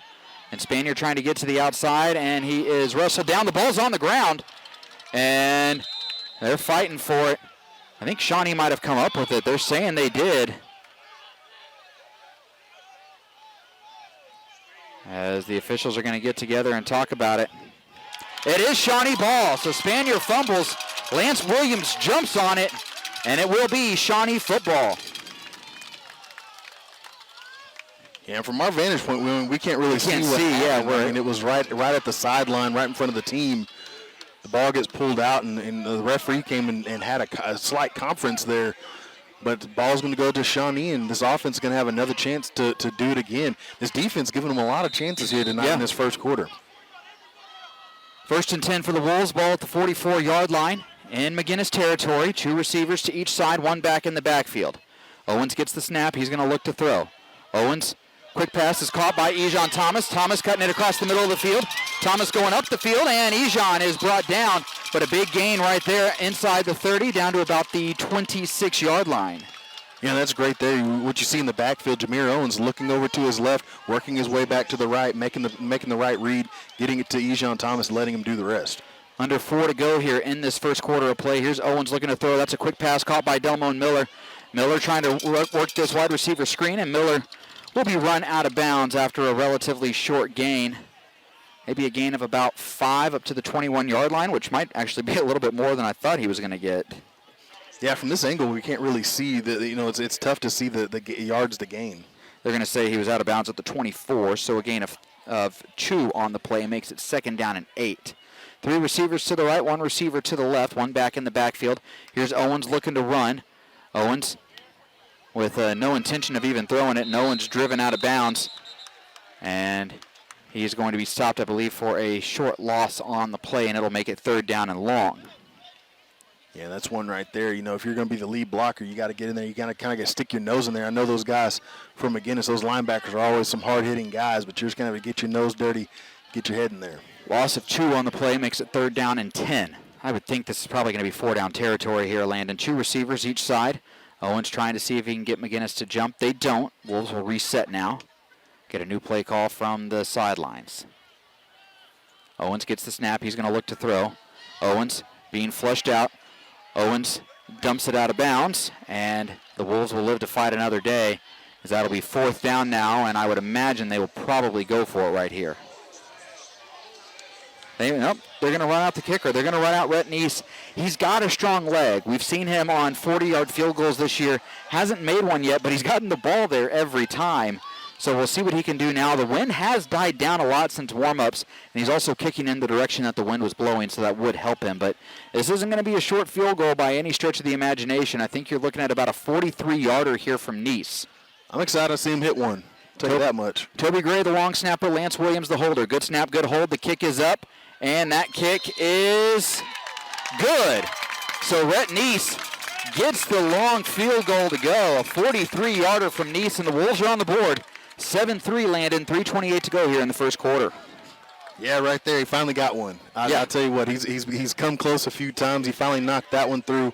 and good on Rhett Neese. But, again, that offense still trying to find themselves. That's one thing you can take away from that drive, a positive. Rhett Neese hit that, but you're looking at that going, hey, this offense, if they can just get something going and, make something happen, this defense has put them in great positions. Great job on special teams, getting on the ball, giving the offense a chance, and then going out there and on the defensive side, getting the turnover there. And so, they've given them enough chances. Now you got to start putting 6 points on the board rather than just 3. The thing with the defense, too, now that they need to do, like you've said, they've done a good job. They got a turnover, but they need to figure out a way to kind of contain Spanier. I think that he's going to be the guy you really got to watch out for. With his speed and his quickness, he's able to bounce it outside pretty quickly, and you just got to watch out for that if you're the Wolves, and you got to try to keep him as contained as possible. You want him running in between the tackles. You don't want him getting it to the outside. Well, and that's one thing, this Wolves team is still a young team, got a lot of game experience, but still a young team. Young guys, they like to peek their head around. They like to peek their head around the corner, and what they do is they got their hands, they're in perfect position to keep contained, and they peek their head inside, give up that position, and Spanier's a quick enough guy. He can make a lot out of a little. Neese with the ball teed up the 40-yard line. And Neese will boot this one deep, and that's a good kick by Rhett Neese. And that'll drive Spanier all the way back to the 1-yard line, but he's going to try to return this, and that is dangerous. Spanier brought down. Quentin Trapp making the tackle as Spanier had to end up taking that one at the 2, and he got a decent return out of it up across the 30-yard line, or right to the 30-yard line. Yeah, he's a fast guy, man. I mean, he's just a quick guy. Once he gets it, he's going back whenever he catches the ball. He actually takes a couple steps back, and then his acceleration is just insane. So a quick guy, like I say, you got to keep him contained here, and especially on offense, he's a tough guy to bring down. 1st and 10 for McGuinness with the ball at the 30-yard line. Cochran gets the snap. He'll hand off. No, he's going to keep it on the option, and he's going to be brought down after a gain of about 4. Lance Williams on the tackle. And right there, again, Lance Williams, not only that, but he does a great job getting to the outside, holding that position, and then really just keeping that left tackle right where he needs to go and working his way down the line. Give Cochran 3, and there's a quick pass. That pass is going to be caught by number 4 for McGuinness, and he makes a few guys miss, and he's finally wrestled down by Delmoon Miller across the 45 to about the 46-yard line. Yeah, right there. You get a guy back there one-on-one, you're going to have to wrap him up in the backfield. This McGuinness team will make you pay if you make mistakes. Gain of 13 and a first down for McGuinness. I'll bring a guy in motion. There's a little pop pass to Spanier. Spanier dancing around, and he's wrapped up, and he is brought down. Good play right there by the Wolves. Number 16 for Shawnee on the tackle right there. It's Smith making the tackle. Yeah, right there, Smith, a good job. Right after that play, he was one-on-one last play, had a tough time bringing the guy down. A great job fighting over the edge and making the tackle. A gain of just 1 on the play to the 47-yard line. Handoff goes to number 2 for McGuinness, and we're going to have a flag on the play. I think we're going to get a hold, and this one will be coming back. Yeah, Chufi's making it tough for that interior offensive line, and right there, I think you're going to get the hold as he's trying to make a play. They held him across the shoulder pad.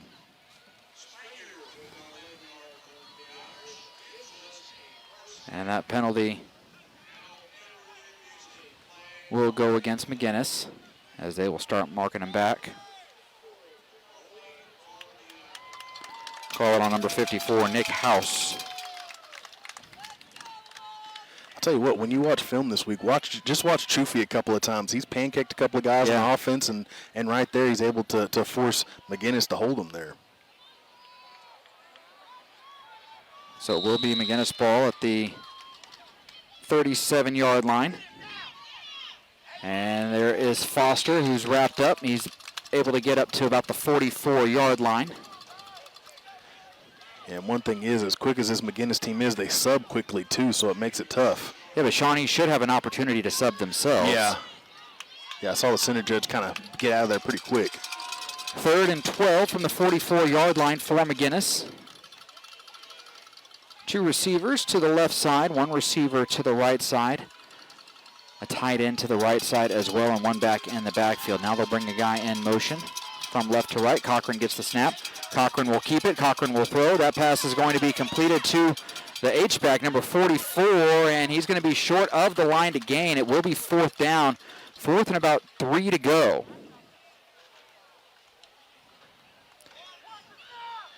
So it'll be 4th and about 3, and it looks like McGuinness is going to line up and go for it here as they are in Shawnee territory at the 47-yard line.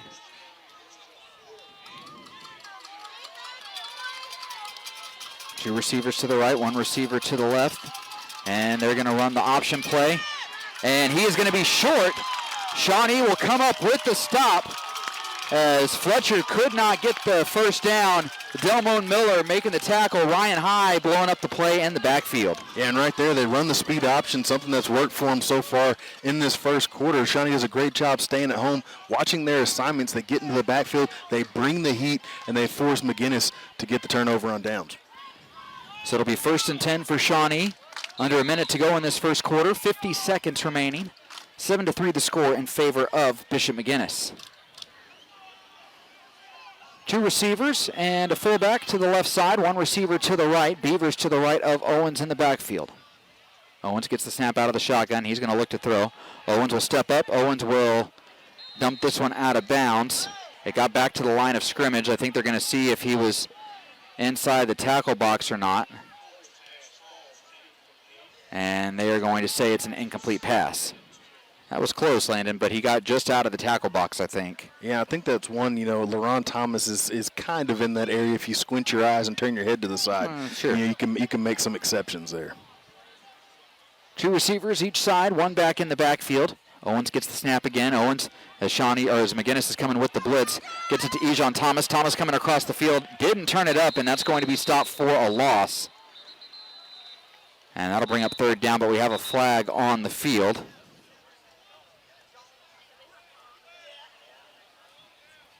As right now it stands as a loss of 2 on the play to the 44-yard line. We'll see what the flag is for.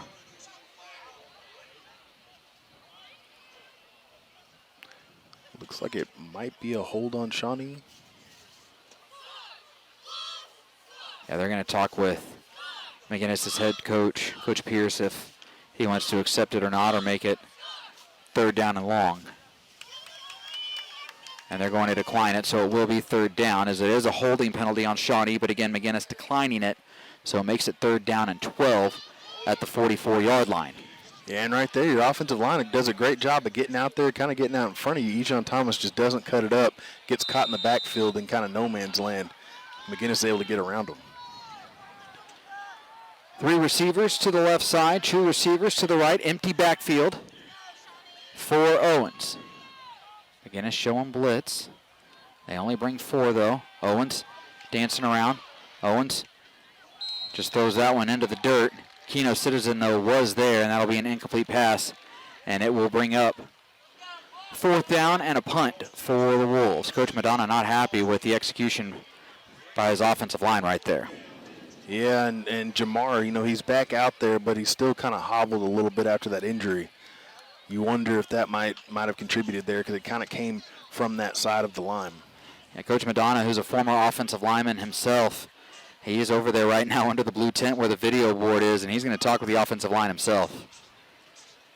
Lance Williams on to punt the ball away. McGuinness brings pressure. Williams gets another good punt away. It will bounce, and it will be fielded at about the 15-yard line, and the McGuinness returner making some guys miss up to the 29-yard line. Balicki with the return. Yeah, and something about this McGuinness team, I'm not sure. I don't know if, they run close to the ground. Balicki, a taller guy. I mean, he's still 5'10". Some of these guys 6 foot tall. Shawnee having a tough time wrapping them up tonight. They just kind of bump into them. They bump off of them, kind of like a pinball machine. 18 seconds remaining here in the first quarter. We'll see if McGuinness, they'll have to run a play. We'll see how many plays, though, they decide to run. As McGuinness's offense comes out onto the field now. Wolves down right now 7-3 to the Irish.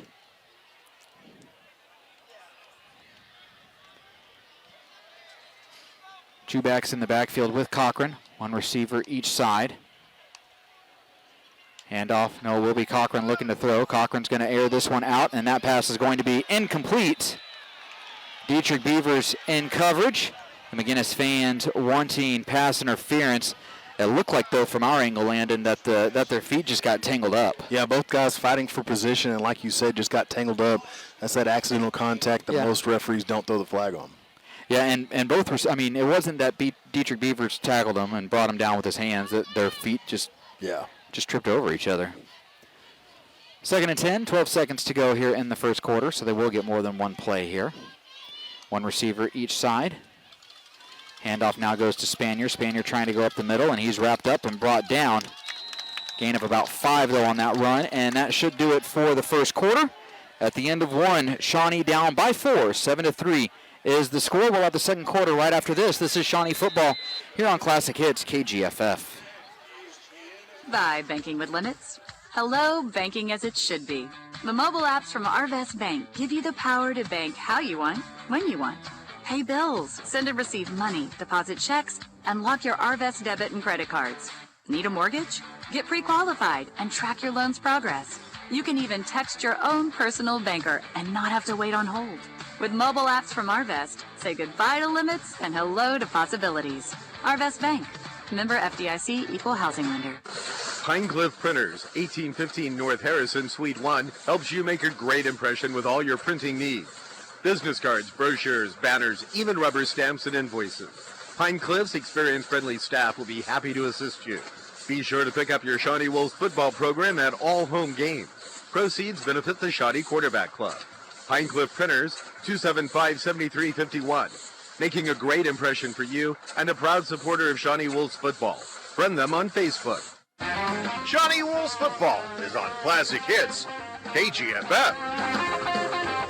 Welcome back to Bishop McGuinness here in Oklahoma City as we start the second quarter of play. The Wolves down by 4, 7-3 the score. 3rd and 7 for McGuinness upcoming. Shawnee showing pressure, and it looked like the Wolves jumped. Trufi Walden looking over like he didn't come across the line of scrimmage. It was close. Yeah. They must have gotten Lance Williams. He might have gotten just slightly over the line of scrimmage, but, man, it was really close. Yeah, that's a close one. I mean, you can still jump at the line. You don't necessarily have, as long as you don't go over. Not sure what the call was. It was an offside penalty, and that will make it 3rd down now and 2 to go with the ball at the 37. 3rd and 2. 2 receivers each side, pistol formation. Now they'll split Spanier out wide. They'll throw the ball, a little screen pass across the middle of the field. As number 4 from McGuinness, he's going, and then he's chopped down by Dietrich Beavers. And that was Jack Foster on the catch. Yeah, and right there, just a lot of misdirection there, and they're able to get it into their playmakers' hands. McGuinness quickly back up to the line of scrimmage at the 45-yard line in Shawnee territory. Here's Cochran looking to throw. Cochran with time. He's going to air this one out, and that is out of bounds. Incomplete. Beavers in coverage. Yeah, and right there, a great change of direction there by Dietrich Beavers. He kind of starts working his way up the field and actually has to turn around and completely come back to make the play. Obviously, it was overthrown, but he was still all over that receiver. 2nd and 10 for McGuinness. After that incomplete pass, they slow it down a bit. 2 receivers, a tight end to the right, 2 receivers to the left. Empty backfield. Now they'll bring Spanier in motion. And Cochran will run straight up the middle, bounces off one guy, and he's tripped up, brought down by Zyron Campbell. Not sure who that was that got in the backfield, Landon, but they need to make the tackle there. Yeah, right now, Shawnee, they're actually doing a great job of getting back there. They're doing a great job of making it to the line of scrimmage and really doing a good job at the point of attack. They're just not bringing down the ball carrier, and they're letting them get those extra yards. And if you do that with McGuinness again, they're going to make you pay. 3rd and 3 at the 38-yard line. Spanier in motion again. Cochran will look to throw it backwards, and that is going to be caught by number 44 for McGuinness, and it's going to be close. I think he's going to be short. He will be short, and that'll bring up 4th down. Yeah, and right there, it looked like Jason Hare did a great job of reading that screen. Gets kind of blocked in the back. See what Shawnee can do here. Just don't jump offside. 4th down, 4th and 3. Handoff goes right up the middle, and Shawnee wraps up the runner. The runner's still pushing his feet, still fighting, and he's still going, and oh my goodness. Spanier just kept those feet churning, and he was able to get the 1st down. Wow. Yeah, that's a tough play there for Shawnee. It looked like his forward motion was stopped, but he kept going. Quickly across the middle of the field, it's Spanier, and he's able to find his receiver wide open for the first down. Nichols again, and McGuinness not wasting any time getting down the field, down to the 12. Or excuse me, the 18-yard line. Here's Cochran. Cochran firing that one to the back of the end zone. Balicki with the catch, and is he in bounds? He is, and that's a McGuinness touchdown. That was a really nice throw right there by Damon Cochran, the second, Landon. And that was one of those drives that Shawnee's going to look back on and say, man, we had a couple opportunities to get off the field and just couldn't do it. Yeah, especially that fourth down. You get back there, you get the stop again. You do a great job at the point of attack, but you don't bring them down. And that's what's really hurting Shawnee on defense tonight. With, the way that they call and do forward progress with the extra point coming up here for McGuinness, they kick us up, and that extra point is good. Landon, is that something that, when they have like three guys have the running back kind of stood up and they start to hear the fans start to cheer or boo if they're on the McGuinness side, upset about what happened, that they kind of let things go and kind of let up a bit, or what is that? I think that's something that play specifically, if he fumbles it, they blow the whistle. They call it dead. The ball hits the ground, or something happens there where, like, Shawnee's trying to rip the ball out in that situation where he's kind of moving backward. I think it's sideways. I think it's one of those where retroactively you kind of blow the whistle so Shawnee doesn't get an advantage. But they just kind of let the play keep going, and you saw right there, McGuinness kind of just wanted it more. I mean, they just wanted it more on that play, and they kept the drive going. They're able to punch one in for another score. And Spanier, he's not huge, 5'9", 160, but we saw right there, we know how quick he is. We've seen that throughout the game, but right there showing a lot of strength because, again, he kept those feet moving, and he ended up pulling, I think it was Ryan High, ended up pulling a few yards down the field to get the first down. And it's one of those, you can't let up, even if you think you've stopped them. As the Shawnee team, you got 4 or 5 guys on them, and then all of a sudden at the end, there's only one guy hanging off of them. You got to keep those guys, that pile moving that way if you're those 4 or 5 guys, and just keep the play moving.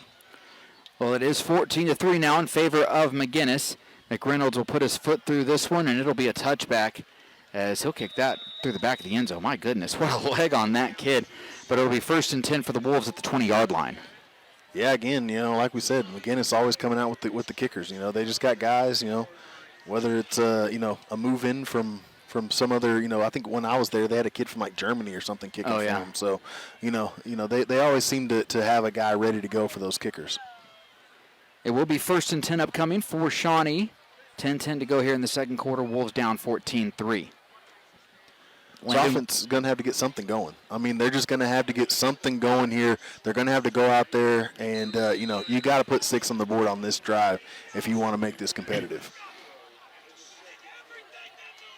2 receivers to the right, 1 receiver, a tight end to the left side, 1 back in the backfield.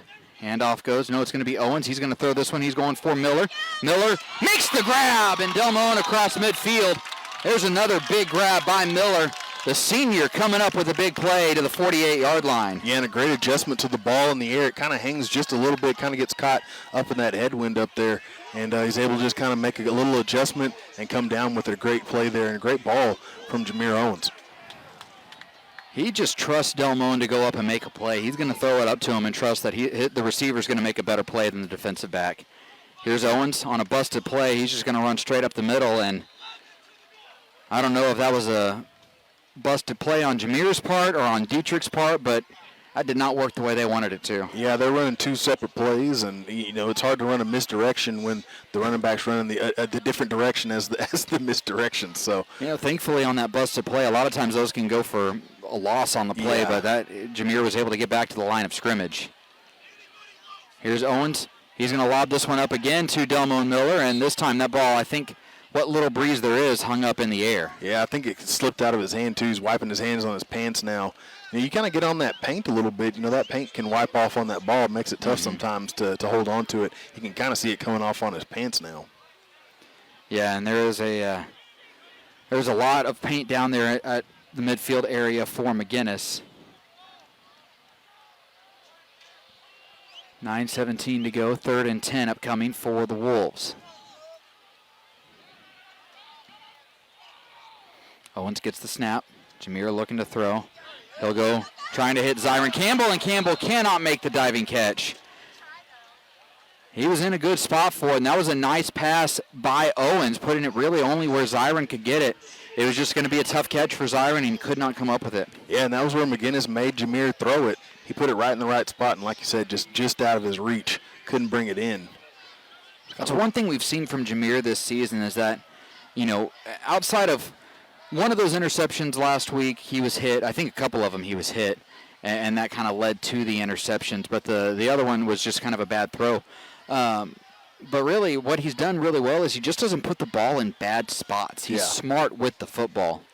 Wolves on to punt it away. Lance Williams set to punt. Williams gets it away. Another good-looking punt by Williams. It will bounce, and it'll take a McGuinness bounce, and it will be down at about the 22-23-yard line. Well, this defense is going to have to step up here. They did a great job getting McGuinness to a 4th down last drive. Couldn't get the stop on there, and it led to a McGuinness touchdown. See if they can get him to 4th down again, keep him behind the schedule this time. McGuinness doing a great job staying ahead of schedule, keeping those chains moving. See if they can get him off schedule a little bit and get a stop and give their offense another chance to make this an interesting game. 1st and 10 for McGuinness at the 23-yard line. Wolves rotating a couple guys out there. Trying to make sure they have the right alignment out there and the right guys out there for this package. McGuinness empty backfield, 3 receivers to the right side, 2 receivers to the left. Cochran gets the snap. He's going to look to throw. Cochran double clutches, and that's going to be incomplete. Intended for Bilicki. Yeah, and that's one right there. You know, he's trying to get it out quicker. And actually, Shawnee's defensive line, a great job getting their hands up and forcing them to kind of pump fake that and make a second throw there, make him second guess himself. Gives Dietrich Beavers enough time to get over there and cover it. 2nd and 10. Handoff goes to Spanier. Spanier up the middle, and this time he is stopped. That was a nice tackle right there by the Wolves. I think that was Toby Gray crashing down, making the play. Yeah, and last week what I really liked seeing, Toby Gray kind of moving in. You know, he plays that outside linebacker position, but he played on the defensive line a little bit, kind of playing that defensive end. And right there, he kind of works his way up and back and into secondary and in blitzing. 3rd and 11. Shawnee showing pressure. Now they back out of it as McGuinness resets the play. 2 receivers each side, 1 back in the backfield. Here's Cochran looking to throw. Shawnee comes with the pressure. That pass is deflected, and it is incomplete.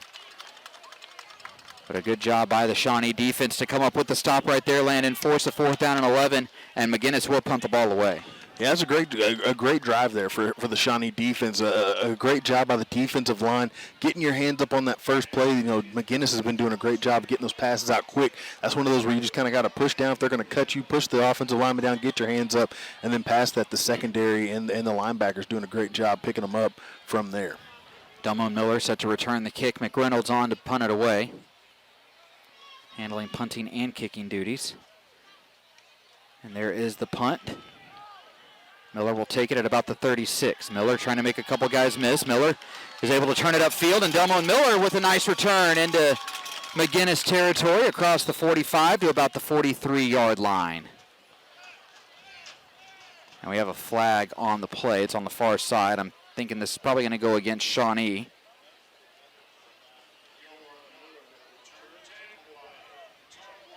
And it came in right at the end of the play.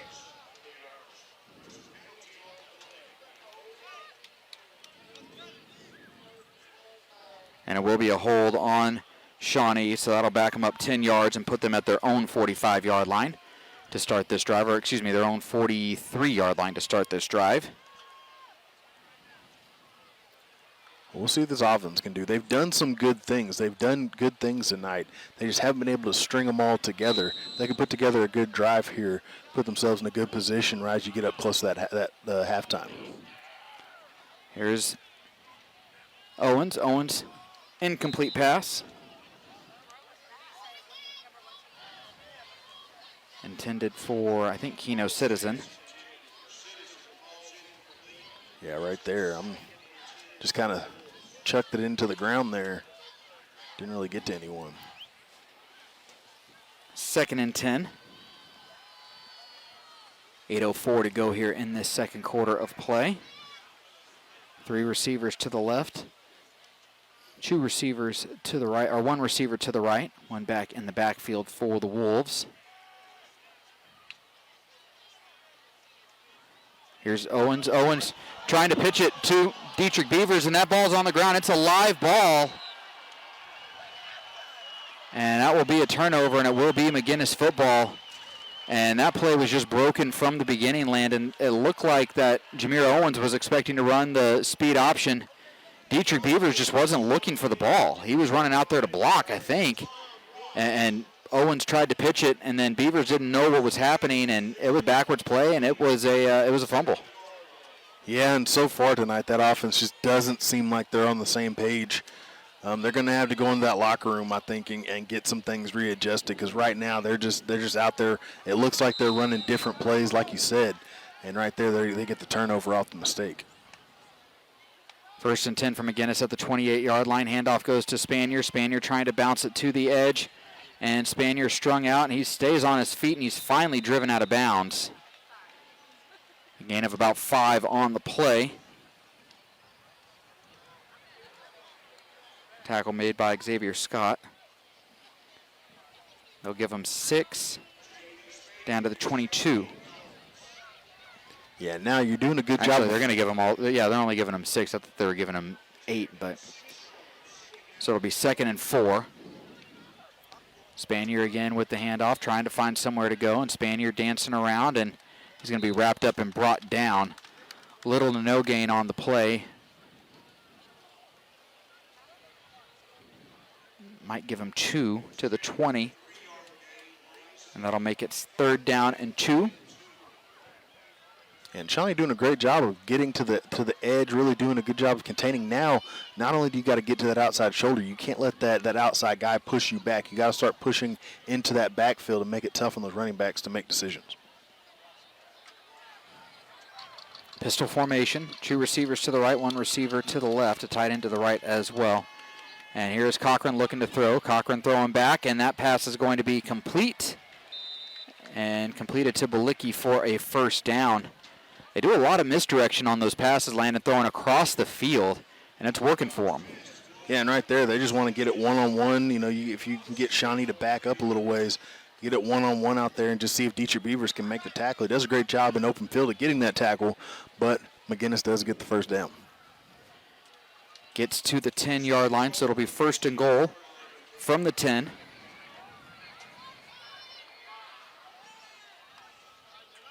Cochran gets the snap.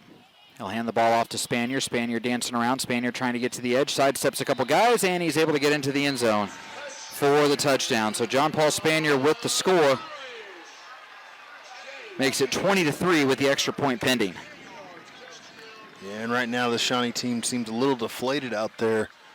It's tough to keep up with this McGuinness offense. They run so quickly. But on the other side of the ball, on the offensive side, Shawnee just can't seem to get it together, and that defense looking gassed.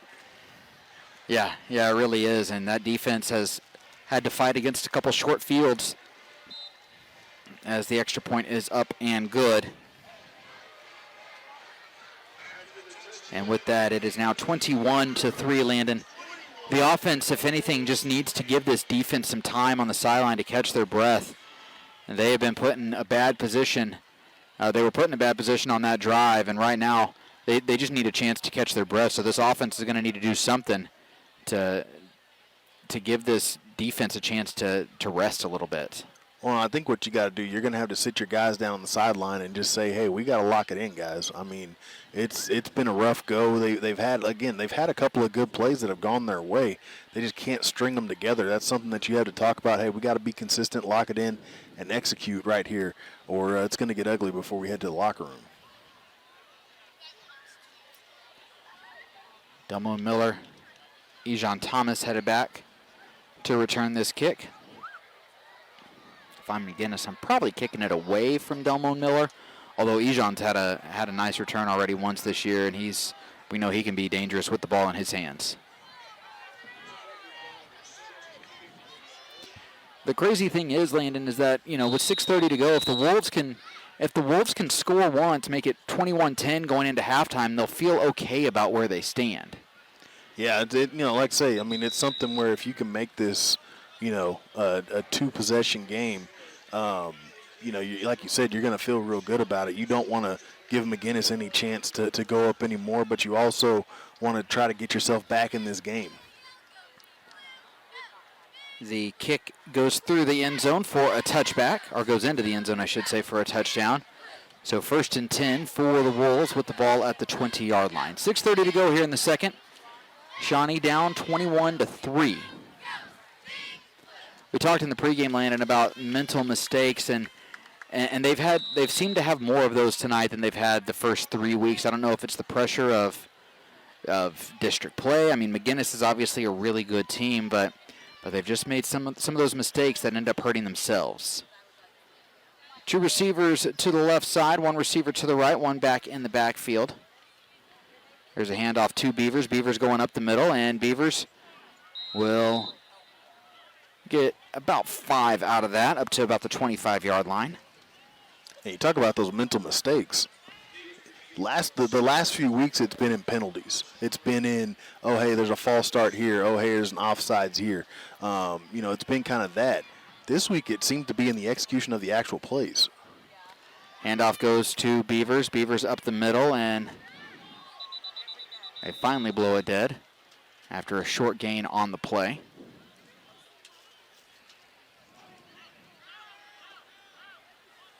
Up to the 27-yard line, I believe. So it'll be 3rd down now. And about 3 to go. We have a flag or a whistle as a McGuinness player had to run off because of the knee pads. One thing that these players are going to have to be very cognizant of when they're on the sideline, they make sure that those knee pads are pulled all the way down. Owens running the option, and he pitches it off to Beavers, and Beavers is able to get the 1st down. Across the 30. Should be across the 30 for the 1st down.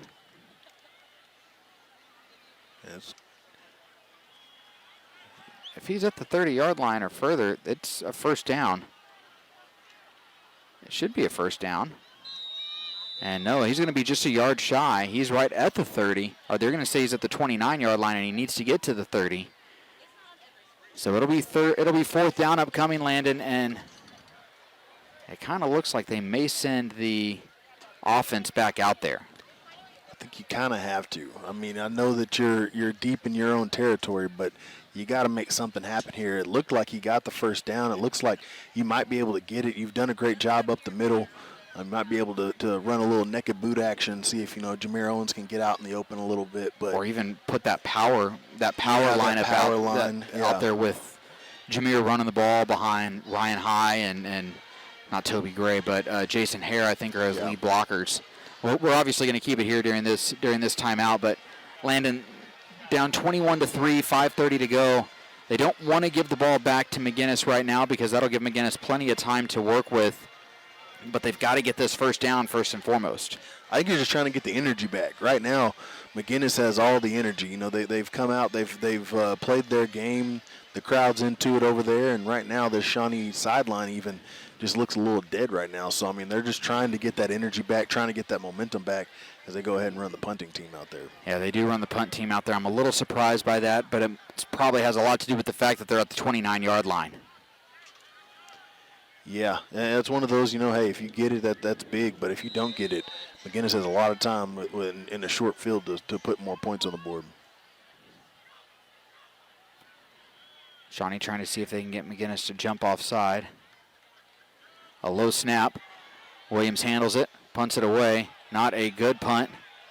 And it's going to be fielded by McGuinness. And Landon, that was not good from that opening snap that ended up just rolling to Lance Williams. Yeah, just all around a bad play there, bad drive there. You go 3 and out, and then you get the opportunity to go out there and punt the ball away, change the field around. Lance Williams doing a great job tonight in the punting game of at least switching the field.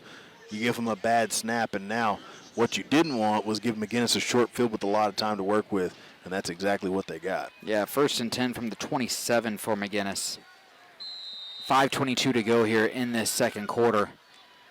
And Landon, the defense is going to have to come up with something here. I know that they're pretty tired. They've been out on the field a lot, but they're going to have to come up with something. Handoff goes to number 2 for McGuinness. That's Fletcher, and Fletcher breaking a tackle, and now Ryan High a little slow getting up, kind of grabbing at that right hip of his. Whistles after the play. Gain of 3 on the play. Yeah, and like you said, not only do they have to get a stop, but you know that they're in the territory where McGuinness is definitely going to go for it if you do get them to 4th down. Possibly. I mean, they have a really good kicker. That's true. 2 receivers to the right, 1 receiver to the left. Here's Cochran. Cochran is wrapped up, and Cochran brought down. DeMario Joyner coming up with it, or coming up with the sack for the Wolves. Ball ended up on the turf, but they're saying that he was down, and so that'll bring up 3rd down and long. A good job by Joyner right there, blowing up the play from the get-go.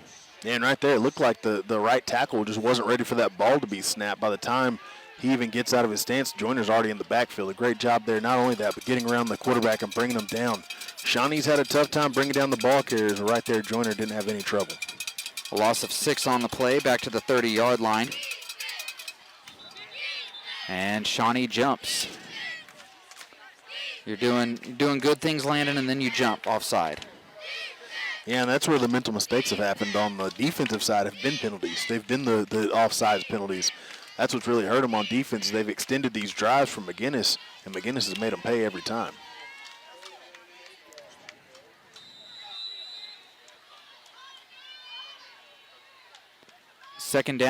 Third down and 8.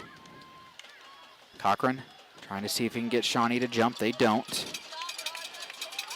McGuinness resetting. Handoff goes to Fletcher. Fletcher up the middle. Fletcher breaking a couple tackles, and that'll bring up 4th down as he is short. Jason Hare making the play.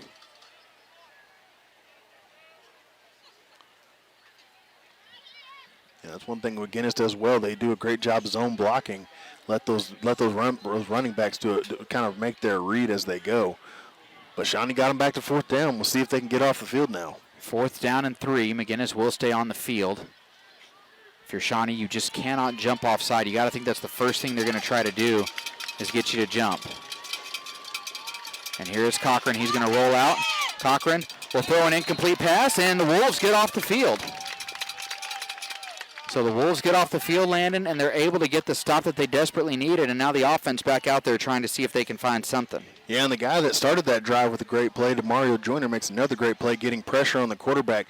A lot of guys downfield could have come open right at the end. Does a great job getting his hands in his face of the quarterback of Cochran, making it tough on them. They get the turnover on down. So this offense, again, another chance for this offense to go out there. This defense has been putting them out on the field, putting them in position, giving them some momentum to work with. They haven't picked them up yet. We'll see if they can throw something together, put together a good solid drive. Just 3 minutes left in this half. See if they can put something together and make something happen, put some points on the board. Empty backfield for Owens. 3 receivers to the left side, 1 receiver to the right. Here's Owens looking to throw. Owens across the middle. That pass is going to be caught by LaRon Thomas. And that'll be a nice little gain of about 4 or 5 right there on 1st down. Yeah, right now McGuinness knows that they can get pressure on Jameer Owens, so you got to take what you can get. A great play call there. LaRon Thomas, rather, does a great job just kind of turning around, getting those yards, and getting a good gain. Gain of 5 makes it 2nd down and 5. Shawnee short a player on the field. They only had 3 receivers on one side and 1 to the other without anybody in the backfield. So they were short a receiver, and Zyron Campbell now runs out there. Owens gets the snap. Owens scrambling around. Owens throwing, and that is incomplete. And Keno Citizen was in the area, so that won't be intentional grounding, and that'll bring up 3rd down. Well, this is one where you know if you go empty backfield, you know McGuinness is going to try to bring that guy off the edge. Now, one thing the offensive line is going to have to do is sort of talk up there. You know, if you're the tackle, you're going to have to know that guy's going to come off the edge, so you're not going to be able to just sweep to the inside. You might be one-on-one with that outside linebacker, so you got to step in front of him, make something happen. But if you know that somebody's got to turn around about 5 yards and make a catch. 3 receivers to the right, 1 receiver to the left, 1 back in the backfield. Here's Owens. Owens across the middle. That pass is caught by Delmone Miller, and that'll be a first down at about the 39-yard line. A nice pass to Miller on that little in route. Yeah, and right there, again, you know that you got to get the ball out quickly. McGuinness is going to bring some pressure off the edge. A great job hanging in there, and a great route by Delmone Miller. Wolves up on the line of scrimmage in a hurry. Just over 2 to go. Here's Owens. Owens, a quick pass. That is caught by Ejon Thomas, sliding to the ground across the 40-yard line to about the 43. Yeah, Thomas, he was trying to get set, actually, trying to look at that referee. Luckily, he gets set right as the snap goes, and then makes a great catch, making a diving catch. 2nd and 6 after that completion. 3 receivers to the left, 1 receiver to the right, 1 back in the backfield. Here's Owens looking to throw. Owens trying to hit Beavers, and that pass is incomplete. And he was trying to hit Beavers on that little wheel route out of the backfield, and that was almost intercepted as Owens, I think, had to get rid of that a little sooner than he wanted to. Yeah, that, and I think he at the last minute noticed that the safety was still hanging out over the top, so he had to kind of throw it over his back shoulder. So when Owens turns around to the inside, the ball's actually going to the out of bounds and going to the boundary. He just never saw it. 3rd and 6.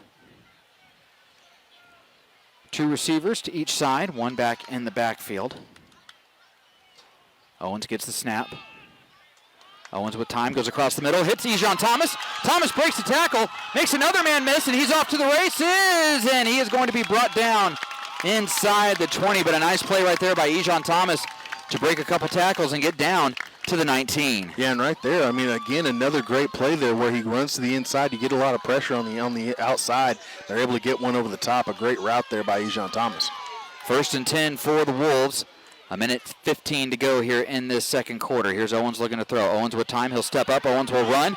And Owens brought down from behind, but a nice little draw right there to the 14-yard line. That looked like that was a design run all the way, Landon. Well, yeah, and I think right now you kind of got, you got guys out there from McGuinness that got their hands on their hips. They're breathing hard. You got them on their heels. That's a great play call there. Wolves have 2 timeouts, 1 timeout to work with. Owens is going to roll out. He'll dump it off to Keno Citizen. Citizen will turn the corner, and Keno into the end zone for a Shawnee touchdown. And Landon, that's what we talked about the Wolves needed to do. They needed to score before halftime, because if you can make it 21-10, which they now have the opportunity to do, you'll feel better about where you are. Yeah, right there, just a great drive. They do everything right. They're able to sort of weather the storm from the outside blitz. They get it to the guys that need to get it, let their ball carriers do the most, and then right there on that last play, an excellent play call to get Keno Citizen, something we talked about before. We want to see Keno make some great plays. And that extra point up and good. And yeah, with Keno Citizen, the thing there, Landon, he's struggled this season with drops. So he through 3 games, I think has 3 drops this season, leads the Wolves in drops. But right there, he made the catch. He was able to turn upfield and just use that speed to outrun everybody to the pylon. Yeah, and he's a great playmaker. I mean, when he has the ball really in his good hands, athlete. he makes a lot of great things happen. So if you can get him the ball out in the open right there, a great job there. And he does a great job holding it in, bringing the ball in, and then doing the rest with his legs, getting the touchdown. So a great drive there from the Shawnee offense. This team's back in at the sidelines, amped up a little bit. See what can happen here. This McGuinness team can score quickly. They do have 3 timeouts with just over 40 seconds. So you're going to have to still play ball here. But, right now, Shawnee, a great job there of getting some momentum back before the half. Yeah, you're not out of the woods. And I think that's one thing, too, that Shawnee's defensive coordinator, Mike Blitch, is going to say. Their special teams coordinators out there talking with the kick coverage team saying, hey, remember, these guys are really good athletes. They are quick. You cannot give them a lane. You have to be sound with your lanes. And then if on the defensive side, you have to be sound with your assignments and make sure that you're ready to play. Because these, like you said, these guys can score really quick. Yeah, and they snap quickly. I mean, they're a team that practices that. So, even if they do get a first down, they can get to the ball pretty quick and make something happen as well. Rhett Neese with the ball teed up at the 40-yard line. Wind's kind of kicked back up a little bit. Still not that windy, but it is kind of blowing a little bit in into the face of Rhett Neese. And there's the kick. He just drives it, and it will be fielded by number 1, that Strope, at about the 31-yard line. I'm a little surprised he fielded that one, Landon, because the way that ball was going, if he had let that go, it might have rolled out of bounds. That might have actually worked to Shawnee's advantage there. Yeah, I think that's one. It kind of came up on him quicker than I think he thought it was. Like we saw last week with LeBron Thomas a few times. Yeah, so I think he, it was one of those, hey, I can let it go and kind of see something happen. And again, he might have been the guy on the very first kick of the game that kind of let the ball bounce. So he's just not going to let it happen to him again. But we'll see what the Shawnee defense can do. A good kick there from Rhett and East. We'll see what the Shawnee defense can keep McGuinness off the board and head to the locker room down 2 scores. 42 seconds remaining. Little pop pass goes to Spanier. Spanier trying to find the edge, and he's wrapped up, and he's brought down. A good gang tackle right there. Jason Hare, Lance Williams combining for the tackle. Yeah, McGuinness just going to go ahead and hurry up, see if they can come up with something here. McGuinness at the line, like you said, in a hurry after no gain on that first down play. Cochran looking to throw. Cochran's going to air this one out. That's a nice throw by Cochran, and that is going to be incomplete, but we do have a pass interference penalty, and that'll be on Kevin Tyner. He just never got his head turned around. Yep. I mean, that was it. He just never got his head turned around, and that'll be a 15-yard pass interference penalty. Yeah, like you said, just never turned it around. That's one of those, they've had a point of emphasis recently in recent years where, you don't have to get your head turned around as long as you don't make contact. But he was making contact the whole way. Yeah, he was making contact the whole way. And, that's pass interference every single game. So, a tough break there for the Wolves. 13 seconds left. If you can hold McGuinness here to a short gain, that clock's going to start running pretty soon. But they haven't even moved the chains yet. Yeah, it is first down up to the 46-yard line. 1st and 10. For McGuinness at the 46 after that penalty. Empty backfield, 3 receivers to the right, 2 receivers to the left. Here's Cochran looking to throw. Cochran will step up, goes across the middle, incomplete. Balicki ended up tripping and hitting the deck right as he was coming out of that break, and 8 seconds to go now, 2nd down and 10. McGuinness still has timeout, so even if they were to complete a pass across the middle of the field, they can call a timeout and either set up for a Hail Mary or get their kicker out there who was hitting from about 50 during warm-ups going this direction. Yeah, hey, you're up 2 scores. If you're McGuinness, you're kind of feeling you're in the driver's seat, so you can do pretty much whatever you need to. Wolves do get the ball to start the second half. 2 receivers each side. Spanier in motion, going from right to left. Cochran looking to throw. Cochran will step up. He is hit, and that is deflected and hits the turf. 2 seconds left, 3rd down now and 10. Yeah, right here, I guess if you're McGuinness, you can get either a short pass and see if your guy can break something, or you can try to launch one down. But more than likely, well, I don't know. I'd hate to crawl into the head of the offensive coordinator from McGuinness, but I would think, most teams would try to kneel it here, but they're going to go ahead and making some. I don't know. I mean, with the speed that Spanier has and his ability to kind of do some things in the open field, might try to see if they can get him the ball, although they're struggling to get set up. Play clock down now to 5. Cochran gets everybody set, 2 receivers each side. Cochran will look to throw. Cochran will just launch this one in the air, and that is going to be incomplete. And that will do it for the half. At the end of the first half, the Bishop McGuinness Irish lead the Shawnee Wolves 21-10. And Landon, there were some stretches there where things weren't looking good for Shawnee, but they closed the half out strong, made it an 11-point game, and they'll get the ball to start the second half. So the Wolves can try to do something with this first possession and make it what a 2-possession game now. Try to make it a 1-possession game coming out of halftime. So Wolves still in this, but they got a lot of work to do in the second half. Yeah, it wasn't always pretty. They went out there. They had to play a little bit more ball than I think they needed to, but I think this offense had an answer there at the end of the half. I think this is a team that they're fired up right now. Coach Madonna trying to get them fired up right now. I think if you go to the locker room, I think this is a team that learned a little bit from last week coming out, having to come out strong and kind of catch teams off guard. If they can do that, getting the ball coming out of the half, they can do some things coming out of that locker room, make some things happen, make it a 1-score game. This game might get a lot more interesting as we get down the stretch. Yeah, and it is halftime here, it's halftime, here at Bishop McGuinness, but it is also homecoming, so we're going to have a little bit longer of a halftime than normal, and Landon, that'll give the Wolves defense a much-needed breather, something that they didn't get a lot of last week. Yeah, they'll get a breather, and then not only that, but that offense is going to get a chance to go in there and really fine-tune some of those plays that they had that kind of broke down in the backfield, see if they can make some things happen in there and come out with a ready offense coming out of the half. quickly, let's run through some of those halftime numbers. First off, for McGuinness, 98 yards on the ground, 147 yards through the air. They did lose the one fumble, 5 penalties for McGuinness, 35 yards. By my count, 6 of 13 on third down in that first half of play. Individually for the Irish, John Paul Spanier, the leading rusher, 14 carries, 74 yards, had a touchdown, also had a fumble. J.R. Fletcher, 6 carries for 20 yards. Damon Cochran, 15 of 24 passing, 147 yards, 2 touchdowns. Peter Berlicki, leading receiver, 4 catches, 55 yards, and a couple of scores. And then kicking-wise for the Irish, Noah McReynolds, perfect on the night from extra points, 3 of 3. Also a couple of touchbacks, kicking the ball off of kickoffs for him. Looking at the Shawnee numbers now, the Wolves just 22 yards on the ground. They haven't been able to run the ball very well. They do have 125 yards through the air. They've turned the ball over twice, 1 fumble, 1 interception, 6 penalties, 45 yards for the Wolves. Looking at the individual numbers for Shawnee, Dietrich Beavers, 6 carries, 12 yards, just has not been there for him. Ejon Thomas, 1 carry for 5 yards. Jameer Owens, 4 carries for 5 yards, and he had the 1 fumble on that ill-advised pitch to Dietrich Beavers. Passing-wise, though, Jameer, he's been okay, Landon. He hasn't lit the world on fire by any stretch of the imagination, but he's been good.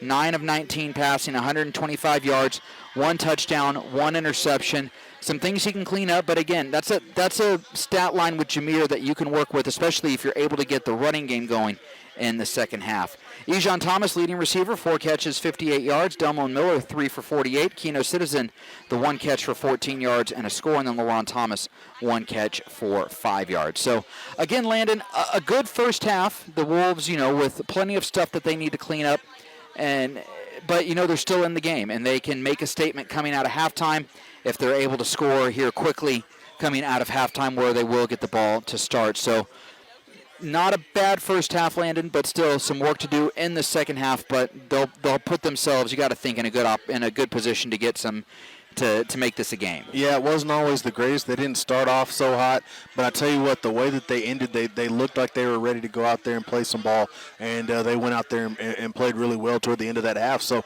we'll see if they can turn that into some points on the other side of the halftime. See if they can come out in the second half ready to go, and then from there, see if that defense can get a couple more stops, and then let that offense go out there. See if they can cook a little bit in the second half. All right, well, we're going to go ahead and take a break and then send it back to the guys in the studio for the halftime show. At the half, Shawnee Wolves down 21-10 to the Bishop McGuinness Irish. This is Shawnee football here on Classic Hits, KGFF. Experts say it takes 10,000 hours to master a skill, but you don't have to be a master to get started. At Gordon Cooper, our hands-on training gets you Benchmark Realty to be your real estate advisor, negotiator, and trusted professional for all your real estate needs. We believe every client deserves a knowledgeable, well-trained agent to represent them. Our goal is to ensure our clients a stress-free experience. Need advice about real estate? Call Berkshire Hathaway Home Services Benchmark Realty at 275-8182 or 598-2126. Please visit our website at bhhsbenchmark.com. Shawnee Wolves football is on Classic Hits, KGFF. Welcome back to Pribble Stadium here on the campus of Bishop McGuinness Catholic High School. Chris Cox here alongside Landon Green. We are outside tonight, so it's the Sovereign Bank broadcast bleacher that we are sitting on here on the visitor side of the stands.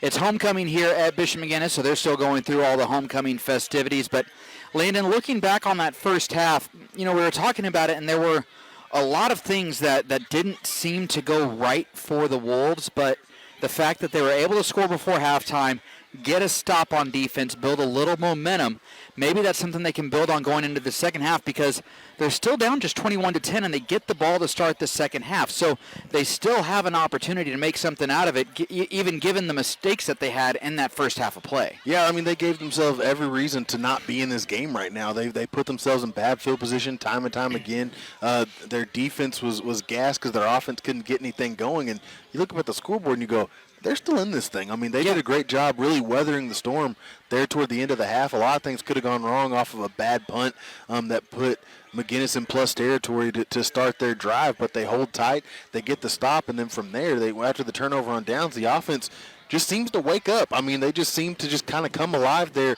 on that last drive, on the last offensive drive, and put one in. And so, that's one thing that you like to see. And then another thing that we've seen in past years that they did really well was that last defensive drive right before the half. You've seen before teams come out there and put a score on the board right before the half on Shawnee before. And just really take all the air out of everything. Yeah, but right there, a great job of kind of holding tight, and again, just keeping them out of the end zone right before you get to half. So again, it wasn't pretty. It wasn't always the greatest thing in the world, but you look up at the scoreboard and you see, hey, they put their best foot forward there. They did a great job and kept it close. And so we'll see if they can come out here and put some more stuff on the board coming out of the locker room. What needs to change offensively in the second half? Or maybe not change, but what do they need to do better in this second half? I think for offensively, Jameer Owens is going to have to get the ball out of his hands quicker, right? Okay. So what you got to do is, you know that McGuinness is going to bring that pressure. They're going to try to force Jameer Owens to make a decision. So what you got to do is shorten up your routes. I know that sometimes, you're talking to guys telling them that, hey, you got to run a route 10 yards and back, a 10 and out, or you got to run a curl route that's 10 yards. Now you're telling your guys, hey, run it about 5 yards, get the 5 yards, give Jameer a target to throw to, and get it out of his hands quicker. And then from there, you're going to have to get that running game going somehow, some way. You're going to have to start to mix it up and keep McGuinness guessing, because right now, as we talked about last week, they stayed with the run game, did a great job last week staying with the run game, making some things happen, turning some things out. But, this week, they've kind of gotten away from that. They've been throwing the pass a lot more after the run game kind of has been stagnant a little bit,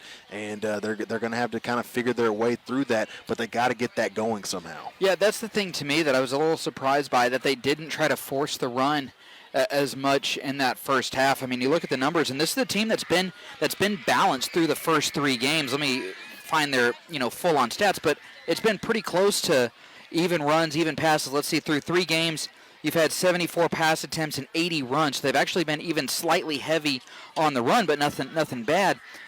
Pretty balanced overall. But in that first half, Landon, it wasn't that balanced. You had 11 runs to 19 pass attempts. I mean, I would think that in this half, if you're going to run 30 plays again like the Wolves did, probably want it to be closer, unless you're down and having to throw the ball a lot. But you're going to want that to be closer to a 15-15 split. And I was a little surprised it wasn't, especially given the fact that at times their defense just needed a couple minutes to try to catch their breath. I was a little surprised they didn't try to run the ball a little bit more. Well, and you saw that at the end of the half, Shawnee did a great job in the 2-minute, 3-minute offense of getting the ball down the field. That might be something you try to employ a little bit, try to keep them on their heels, and that might actually open up a little bit. If you can get McGuinness tired, if you can get them on their heels, that might open up some of those running lanes, and you can make some things happen. But I thought they got away from it a little quickly, coming off of a few stops that didn't really go their way. A few things didn't break their way, and they went back to the pass pretty quick.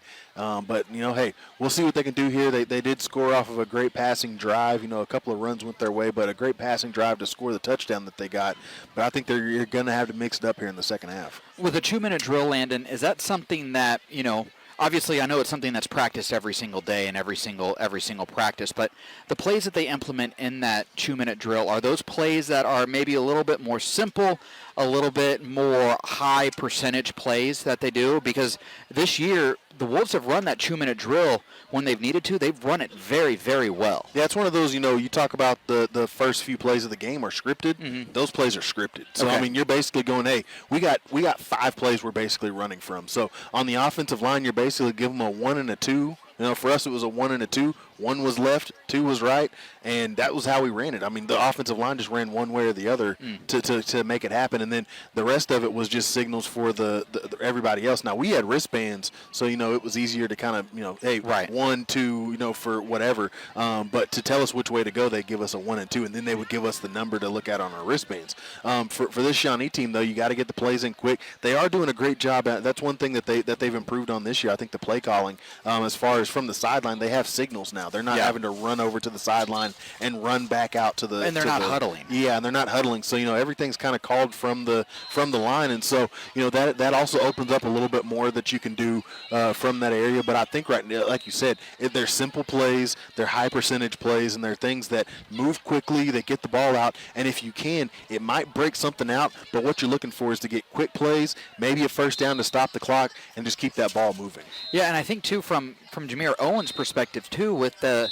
2-minute offense, he knows, okay, first read, second read, and then either run or throw it away. Yeah. And so he's not having to, he's not overthinking the play like can happen on a long, slow developing play. It's one of those, it's like, hey, is that there? No. Is that there? No. Okay, I'm gone. Yeah, and it happened on that last drive. They did a great job. LaRon Thomas, a great job kind of seeing where the pressure was, just runs a little 5-yard route, turns around, and he's right there 5 yards down the field, a little dump pass.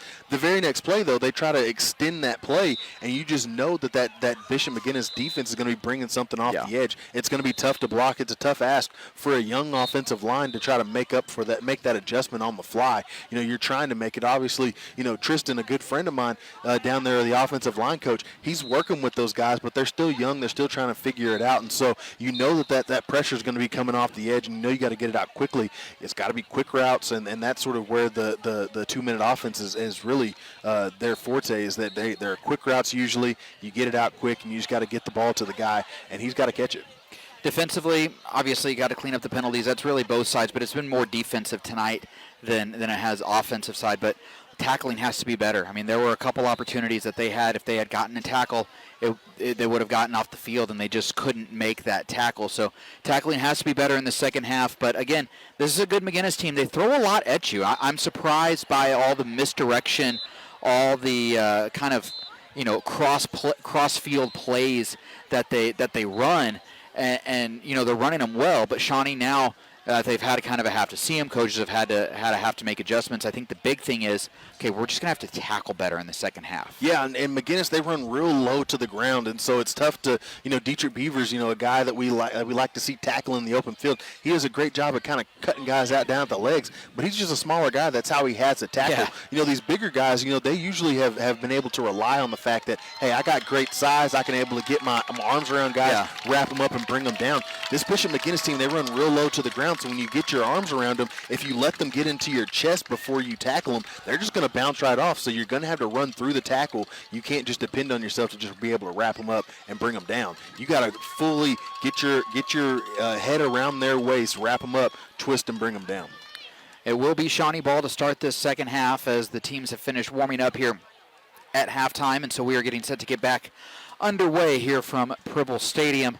Wolves will get the ball. They will return this opening kick to start this second half of play.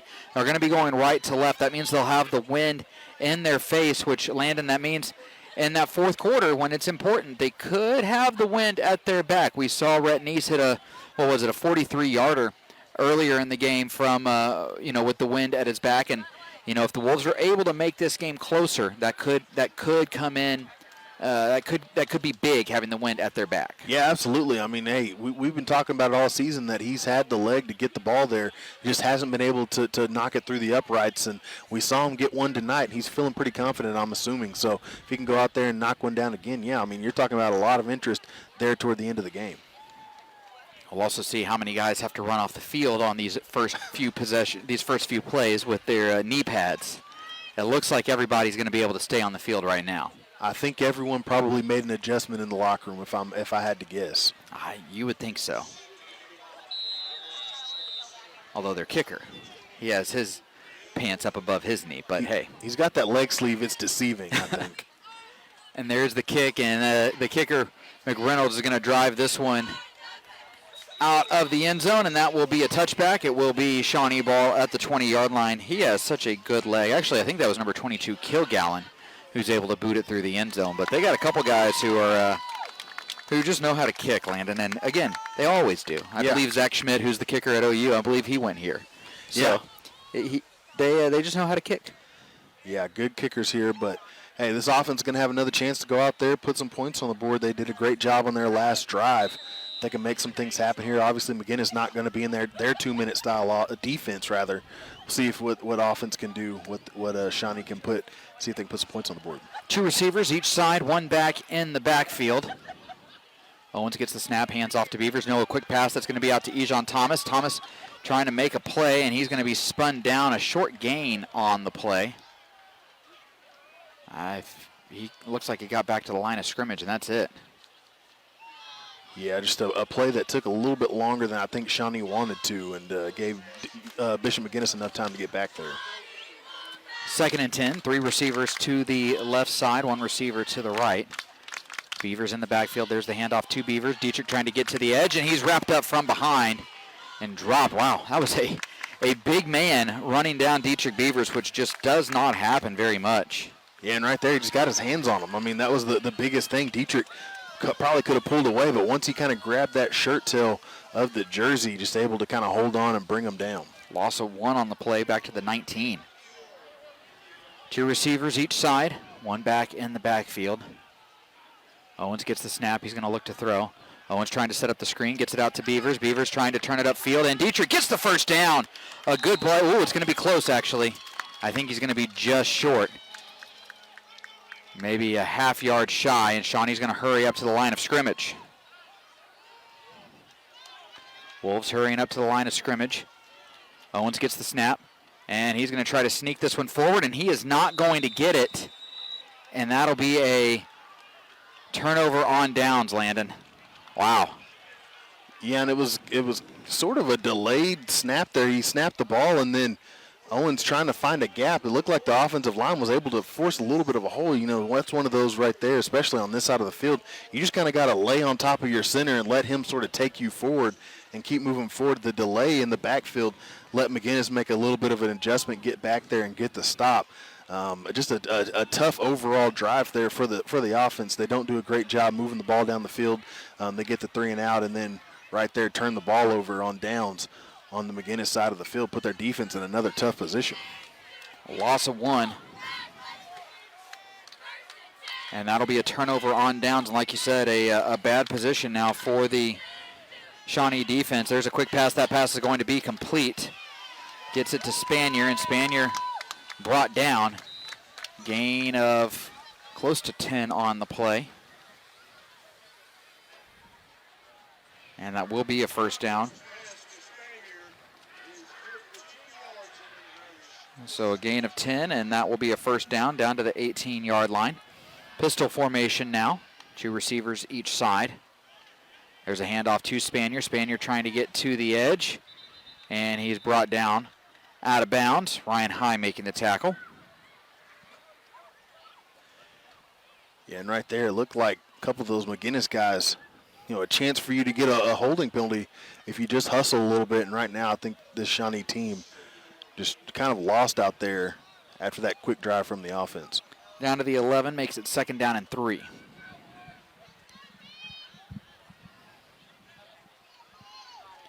Two receivers each side or to the left, and now here's Cochran. He's just going to run straight up the middle. He gets the first down, and he is wrestled down right near the goal line. They're going to mark him down at the 3. Yeah, right there, just a good draw play. Cochran does a great job making a couple guys miss and getting the first down. A whistle here as the officials are going to respot the ball. 1st and goal from the 3.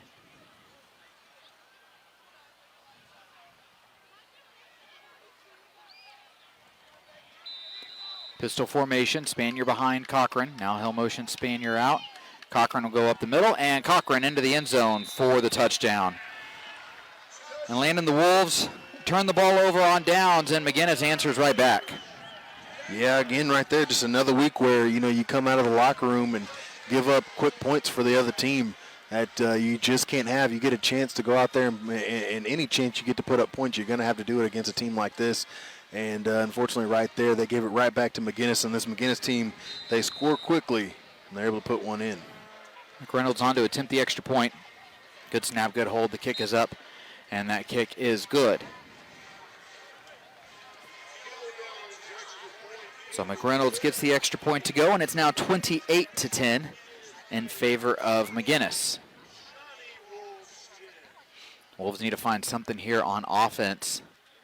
Those little quick passes to the edge seem to be working. Again, though, you're getting to the point, though, where you might have to abandon the run, Landon. You're not quite there yet, but they've got to figure out some way to at least get a little bit in the run game, because right now it's just nothing. Yeah, I mean, you got to make something happen, see what you can come up with. But, yeah, like you said, this offensive line just not getting a great push. They're not doing a great job of fitting where they need to. And this Bishop McGuinness defense making them pay in the backfield. Dietrich Beavers a chance, to get away. But that big guy from that big D tackle from McGuinness just gets back there quickly, and he's able to get his hands on Dietrich Beavers and make it tough on him to get away. You got to give him more time back there. But like you said, we're coming up on time where, hey, this is kind of desperation time if McGuinness goes out there and gets another score before you do. Kilgallen set to kick the ball away. Beavers, Miller, back deep to receive for the Wolves.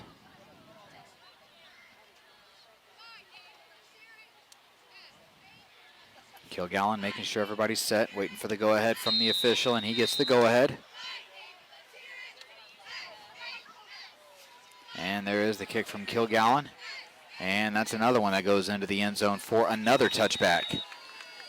That's just such a big weapon in high school, Landon, to be able to have a kicker who can consistently put it through the back of the end zone, because you're consistently having your opponent start at the 20-yard line and making them have to go 80 yards to score. Well, and especially with so many guys that are explosive in the kick return game, that's definitely a big advantage for this Bishop McGuinness team. A team that, we saw earlier, Delmo Miller, almost break one away on the kick return. And, if he's able to kick it in there into the back of the end zone, it's going to make it tough for guys to get the ball.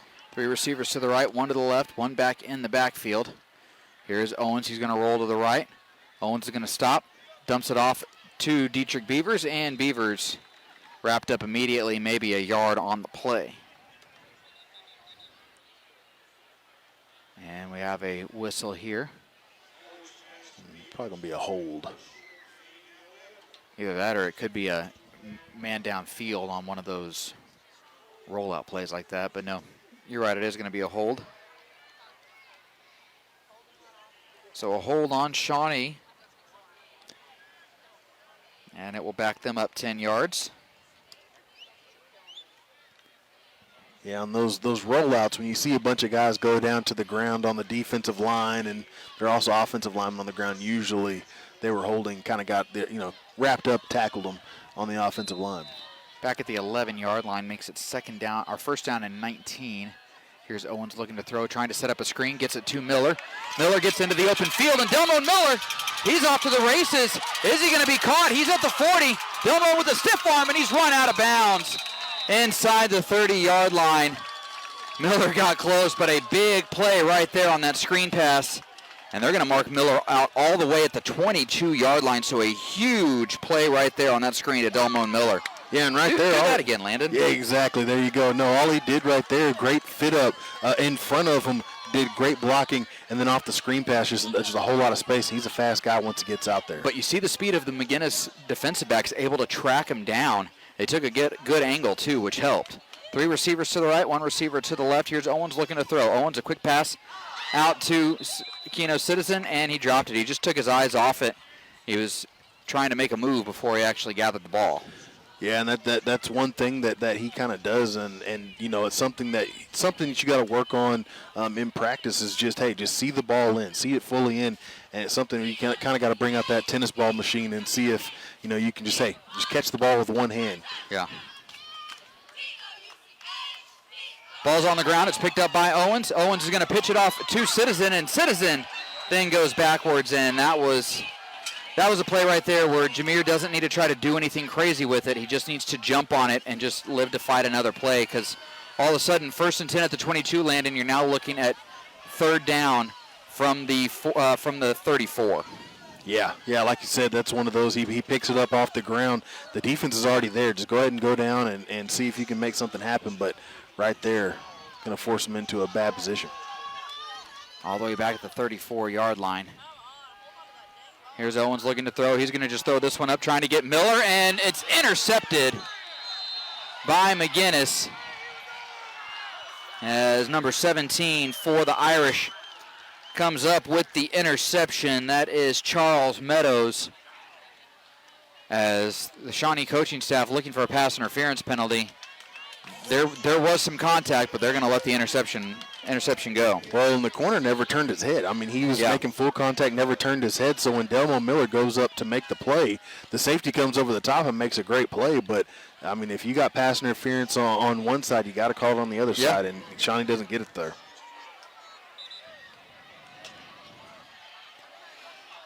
First and 10 for McGuinness at the 7-yard line. Shawnee coach is not happy with that lack of a call. The Shawnee fans, we're sitting in the stands with the fans. They're not happy with that lack of a call either. 8:36 remaining here in the third quarter. Shawnee down 28-10. There's the handoff up the middle. And the runner is going to be stood up and stopped for a short gain, maybe about 2 on the play. Hey, you know, last time it was cute. You didn't blow the whistle. Now you're going to get somebody hurt right there. He gets picked up off the ground. That's a good time to start blowing your whistle, blow that play dead before somebody, takes a late hit. Gain of 3 on the play. Makes it 2nd and 7 from the 10. Handoff goes, no, it's going to be Cochran who keeps it. And Cochran is going to be close to the line to gain, and I think he'll have it just kind of depends on the spot here. I think he's going to be just short. Gets up to the 12-yard line. Gets up to the 17-yard line. 3rd down and 1.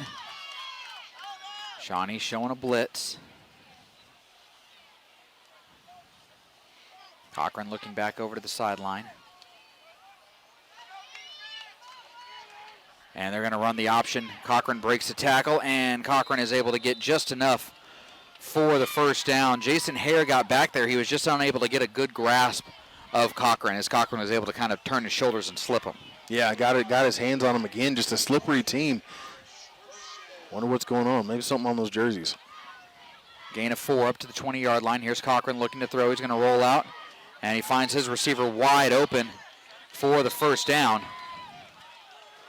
It's number 21, Hudson Aiken. Up across the 35 to the 36. Yeah, and right here, again, McGuinness, you get him in that 3rd down situation, you're going to have to get the stop, because if you don't, again, this McGuinness team very good at taking control off your mistakes.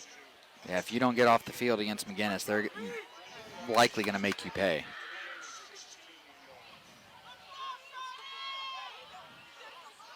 Two receivers each side. One back in the backfield. Here's Cochran looking to throw. Cochran's going to air this one out deep, and that is going to be incomplete.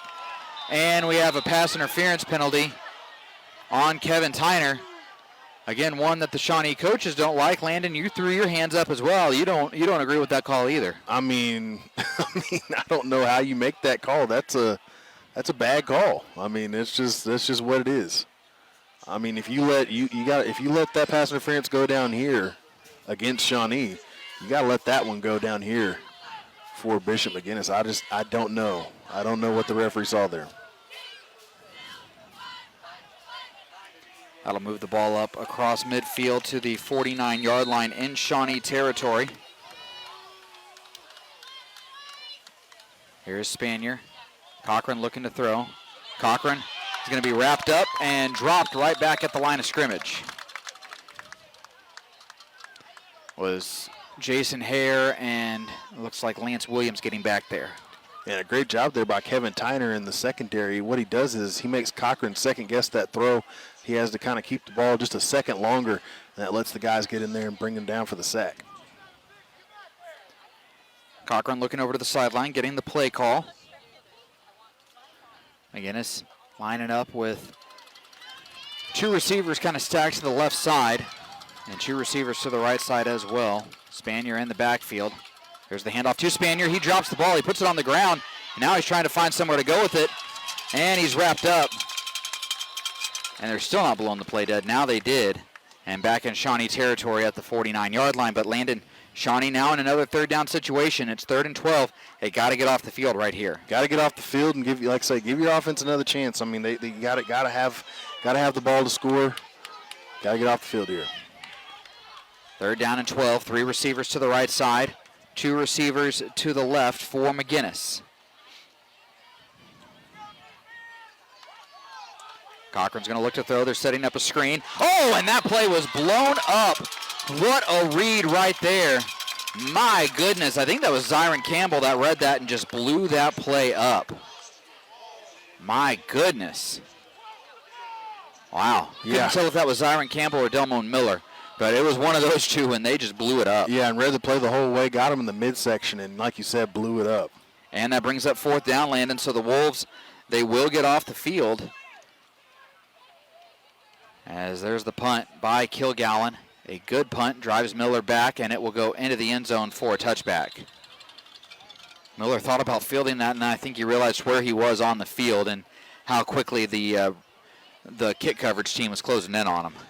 Yeah, and they've been doing a good job actually in that kick coverage of getting back there, getting off the blockers. So a good job by Miller just to let that ball bounce, and it had a good enough roll to get into the end zone there. So we'll see what they can do here on offense. Again, another chance to go out there. You did a great job getting down the field on that last drive. Stalled out a little bit, obviously get the interception toward the end. You got to figure out a way to finish this drive. Yeah, now. you got to get points here. 2 receivers each side, 1 back in the backfield. Here's Owens. Owens a quick throw, trying to hit ease on Thomas, and just not on the same page. We've seen that tonight, Landon, on a couple of occasions. Jameer Owens, and sometimes his backs, sometimes it's his receivers. They're just not on the same page. Oh, yeah. I mean, in the past few weeks, it's like I say, it's been the false starts that have hurt Shawnee on offense. But tonight, it seems to be the actual play execution has hurt them. Nobody seems to be on the same page, and there's a lot of plays out there that are just kind of left out in the ether that they can't connect on. 2 receivers stacked to each side. There's a handoff to Dietrich Beavers. Beavers trying to make some guys miss, and Beavers able to get forward and get about 5 yards. Maybe a little bit more. Yeah, and right there, just a great job to dance around back there and find something, shoots through the gap and makes this 3rd and interesting. 3rd and 5. 3 receivers left side, 1 receiver right. Beavers lined up to the right of Owens. Owens gets the snap. He's looking to throw. He's trying to hit Beavers. No, going across the middle, trying to get it to LaRon Thomas, and that was broken up. As I believe that was number 29 for McGuinness, who was able to get in there and break it up, Dax Corey. Yeah, and that's one right there, for LaRon Thomas, something that you gotta learn as a receiver. Hey, use your hands. I think right there he let the ball kind of come into his body, and then he gets hit, and that causes the incompletion. I think if he puts his hands out and actually brings in the catch to his hands, you have a chance to actually hold on to that ball after the hit and make the first down call a little interesting. If you give it the first down or not. He was right there at the line. But you gotta catch it with your hands. LaRon's a big body receiver too, so you want to see him use that physicality more. There's the punt by Williams. It'll be taken by Balicki at the 40-yard line. Balicki trying to make something happen, and he's going to be wrapped up. Got about 9 on that return up to the 49-yard line. And a great job there to break down by the Shawnee punt return team, or punt team rather. Did a great job getting down there. Kevin Tyner, a great job get down there and stopping them, and then Toby Gray, great job wrapping up and bringing them down. 1st and 10 for McGuinness. Ball is spotted at the 48-yard line. So they gave him 8 on that return, and it'll be 1st and 10 for the Irish at the 48. 4:38 to go here in this 3rd quarter of play.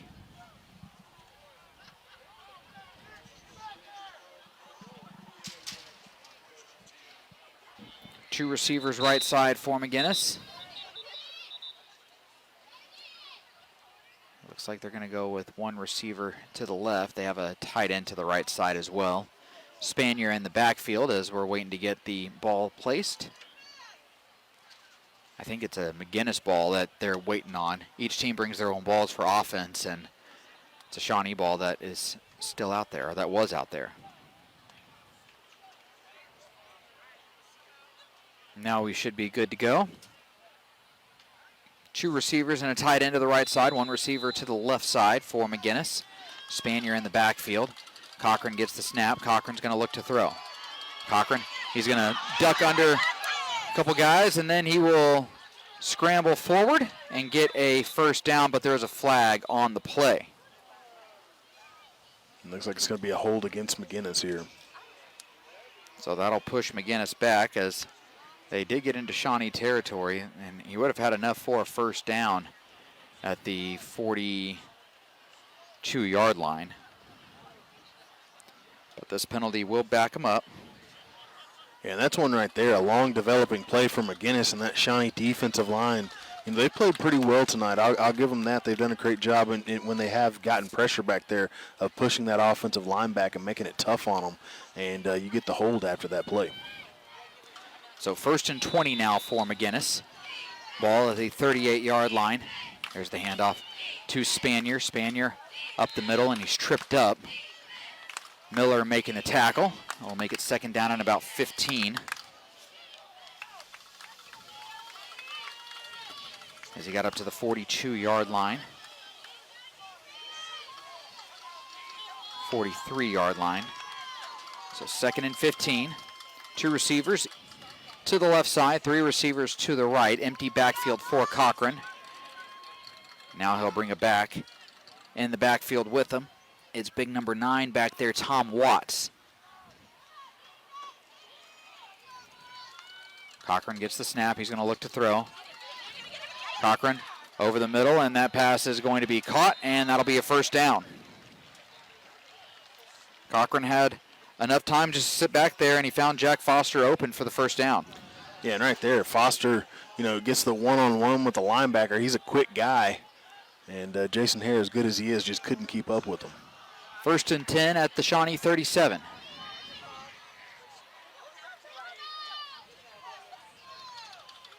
Shawnee trying to get set on defense. 3 receivers to the right, 2 to the left. Here's Cochran looking to throw.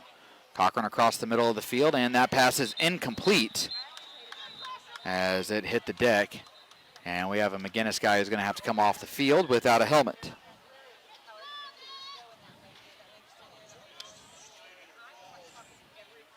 Ryan High running off the field, limping a bit. He got up a couple times, kind of grabbing at that hip. Yeah, and he's been involved a lot tonight in a lot of those hits trying to get the ball out. Looks like it might be a little stinger. 2nd and 10. 2 receivers to the right side, a tight end to the right side as well. Low snap, but handoff goes to Fletcher up the middle, and he's wrapped up and brought down. Choofy Walden, a big play right there. And we have a flag come in after the play, Landon. Not sure what happened. I saw one of the McGuinness guys on his back, but it all happened within the whistle. See what the call is.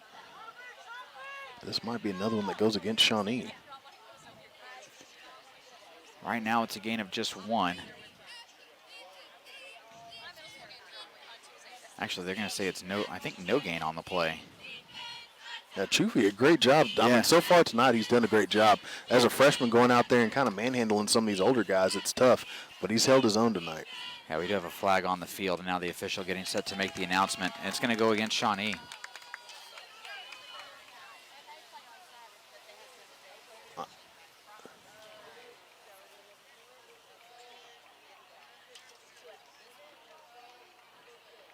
They call that on Choofy Walden? It looked like it went against Zyron Campbell. Oh.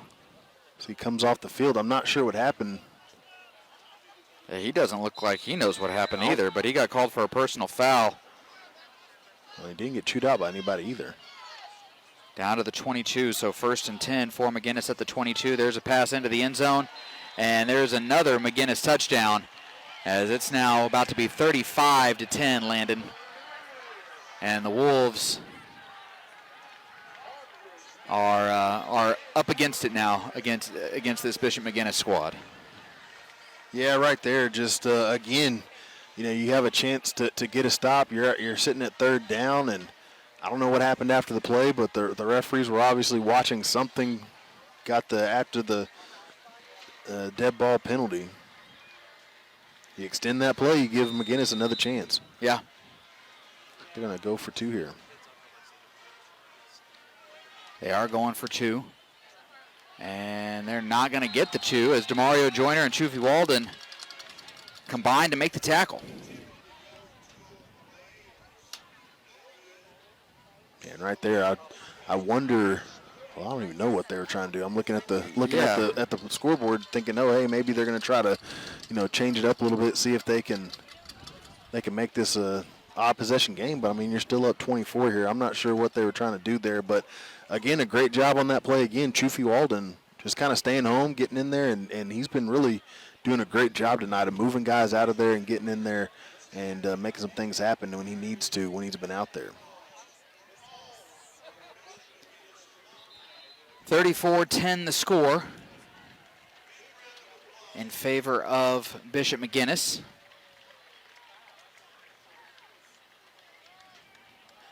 But again, on that drive, I mean, you let McGuinness stay out there on the field, and they're gonna make the most out of their chances.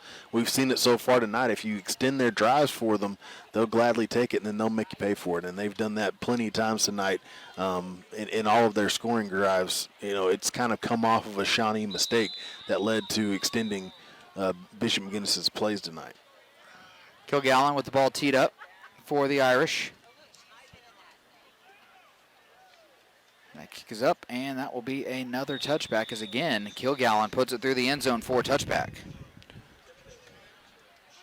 Well, this offense, they're gonna have to do something here. I mean, that is just the bottom line. You got to get points here, or this is going to start getting ugly. We'll see what the offense can do as Coach Madonna has his guys huddled up, trying to inspire them to go out there and make something happen and see if they can make this interesting going into the fourth quarter. 3:13 remaining here in the third. Wolves down 34-10.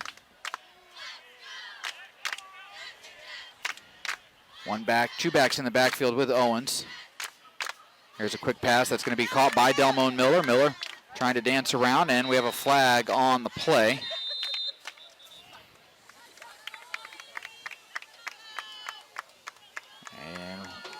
Where that was thrown, it looks like they're just the way that Miller is reacting. It's going to be against Shawnee.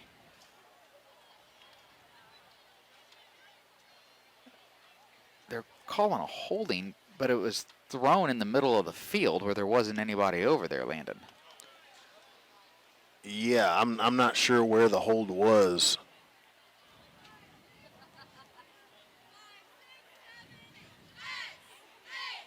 But it's going to be a hold. Oh, it's offensive pass interference on Shawnee. So the call was offensive pass interference on the Wolves. I mean, that's just nothing's going right for them right now. Yeah.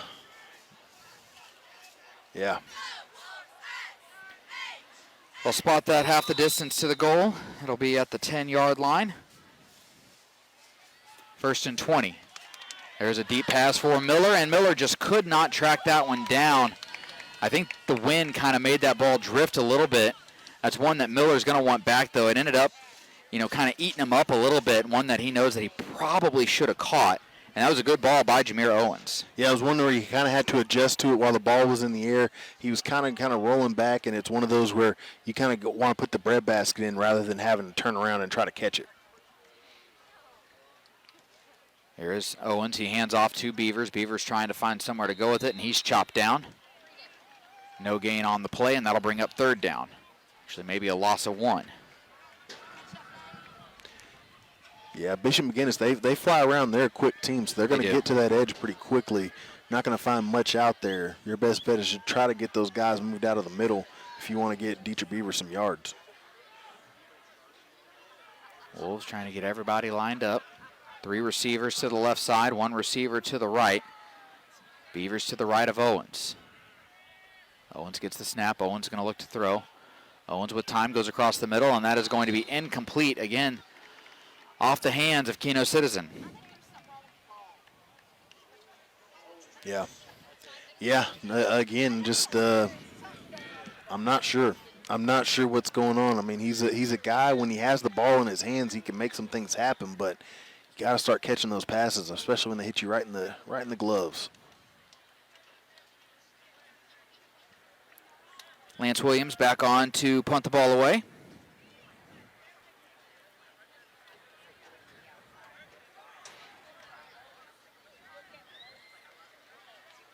As Miller, by the way, back over 100 yards. It's a short punt. It will be taken by Balicki at about the 35-yard line.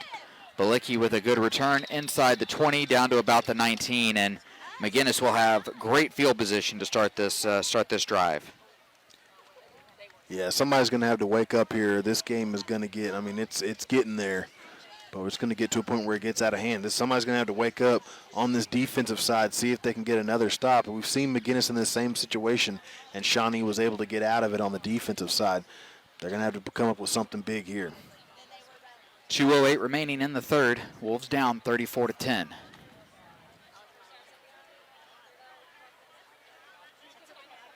And things don't get any easier, Landon, next week as Carl Albert comes to town. Yeah, tough game next week. You know, like I say, this was the tough little stretch in their schedule. 4 receivers to the right, 1 receiver to the left. Ball's on the floor. Cochran now just looking to scramble, and he's brought down.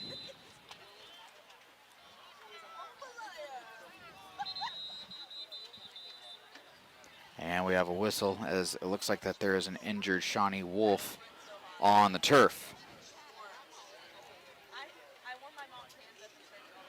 Let's take a timeout real quick. Shawnee down 34-10. This is Wolves football here on KGFF. Pinecliff Printers, 1815 North Harrison, Suite 1, helps you make a great impression with all your printing needs. Business cards, brochures, banners, even rubber stamps and invoices. Pinecliff's experience-friendly staff will be happy to assist you. Be sure to pick up your Shawnee Wolves football program at all home games. Proceeds benefit the Shawnee Quarterback Club. Pinecliff Printers, 275-7351. Making a great impression for you and a proud supporter of Shawnee Wolves football. Friend them on Facebook. Every day brings new possibilities. They could be simple, like making dinner plans with friends, or exciting, like starting a new side hustle, or maybe huge, like buying a new home. Whatever life brings your way, Arvest Bank's highly rated mobile apps give you control of your finances. Pay bills, manage your cards, send money, and more, all on your time. So say goodbye limits and hello possibilities with Arvest Bank. Member FDIC, Equal Housing Lender. Shawnee Wolves football is on Classic Hits, KGFF. Welcome back to Purple Stadium here on the campus of Bishop McGuinness High School in Oklahoma City.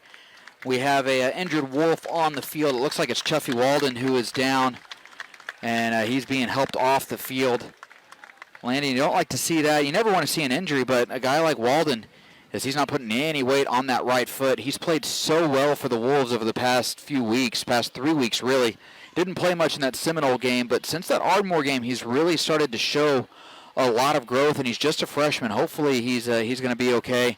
Don't know if we'll see him again tonight. He looks to be in quite a bit of pain, and especially with what the score is right now, Landon, you might just want to kind of start keeping guys, trying to keep them as healthy as possible and get them ready for next week. So don't know if we'll see him anymore tonight, but Chuffy able to walk off the field and get some help off the field with Coach Madonna and some of the trainers from the McGuinness squad.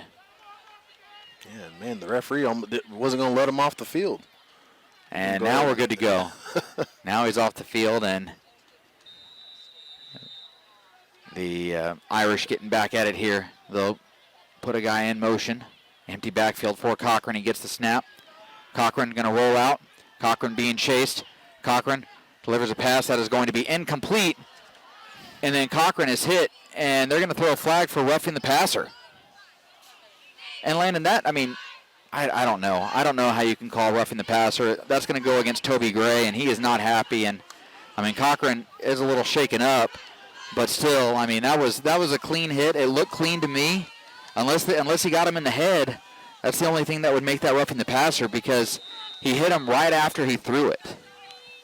Yeah, I'm not sure. Looks like we're going to have a timeout on the field, but the referee trying to explain himself. I'm not sure what he can say to convince the Shawnee side that was a penalty.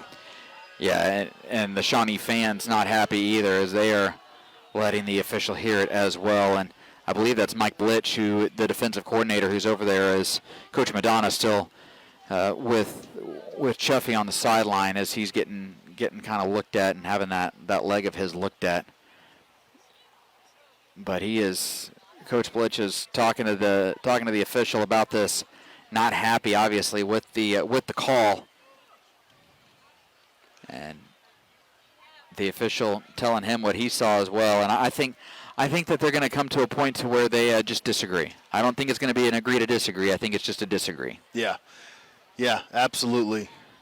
And trying to explain himself. Good on the coaches to kind of get the team away from go ahead and get ready for the next play. But yeah, I don't know. A couple of penalties that tonight have not gone Shawnee's way that were kind of questionable. That was one of them. I just don't know. I don't know about that one. It wasn't like you said. It wasn't like he hit him in the face. It wasn't like he hit him in the got him in the crown of the head or anything. The only thing that I can think of is that somehow he made contact with his head, but it didn't look like it. Looked like he just kind of pushed him over. Yeah, I don't know. It definitely wasn't late, but it'll be a roughing penalty, and it'll move it to the 8-yard line. So first down. And there's a pass across the middle of the field, and that will be a McGuinness touchdown. Jack Foster with the catch and the score. And it is now 40-10 with the extra point pending.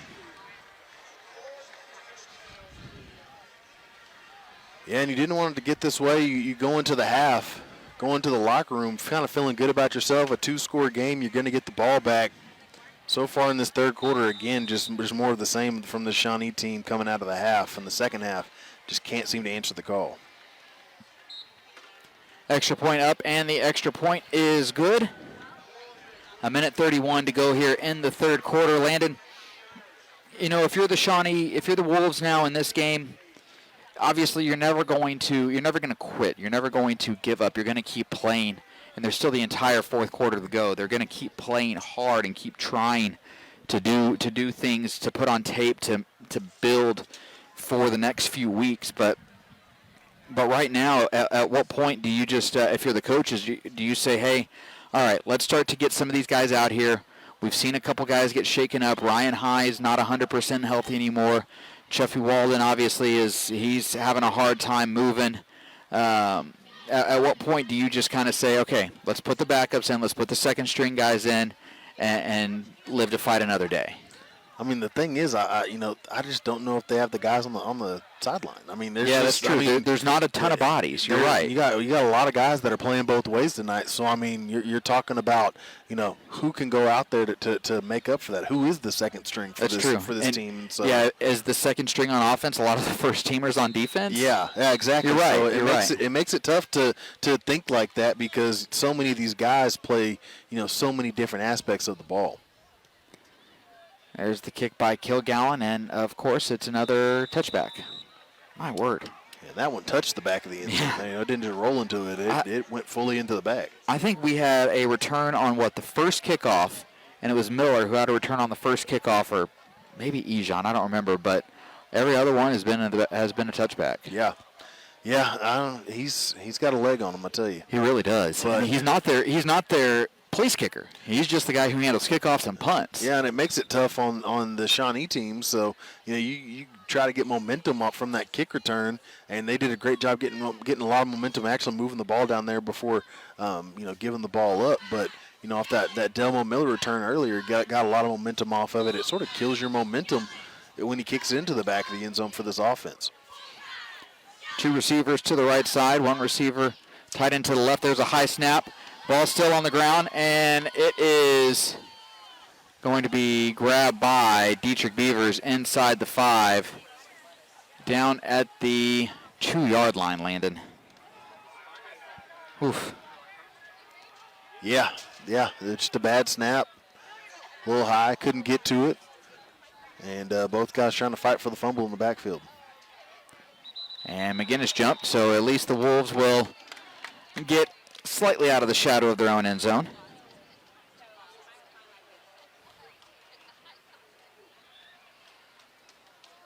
as that moves them forward 5 yards. Well, now your goal on this drive, hey, get back to the original line of scrimmage, see what you can come up with from there, and then try to get a first down.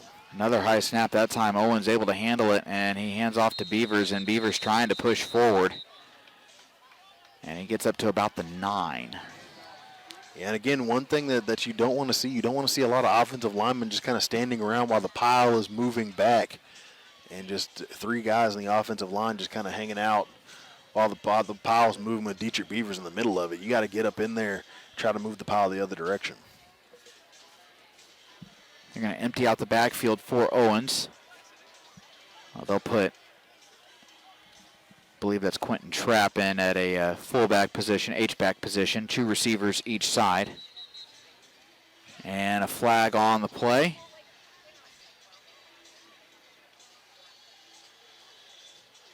And that's going to move Shawnee back. Another dead ball penalty, Landon. Yeah.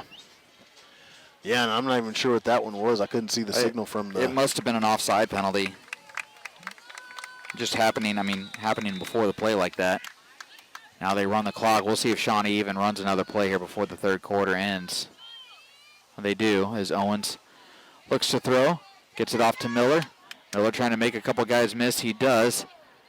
And has nowhere to go. And it looks like Delmone Miller a little slow to get up. In fact, Delmone's still on the ground.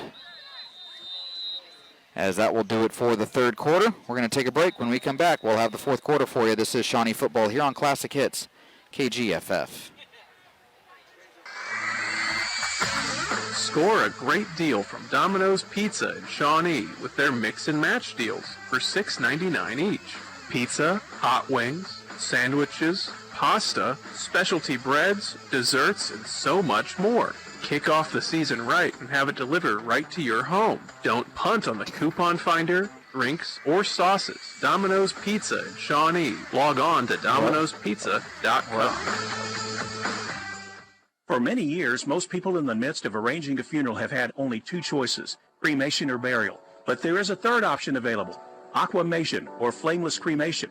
McEllier & Owens Funeral Group offers this environmentally friendly, less costly alternative to traditional cremation or burial. Mike McEllier or Robert Owens would be glad to discuss this water-based, sustainable method of final disposition with you. Call McEllier & Owens today at 405-695-5006 or stop by 5106 North Harrison in Shawnee.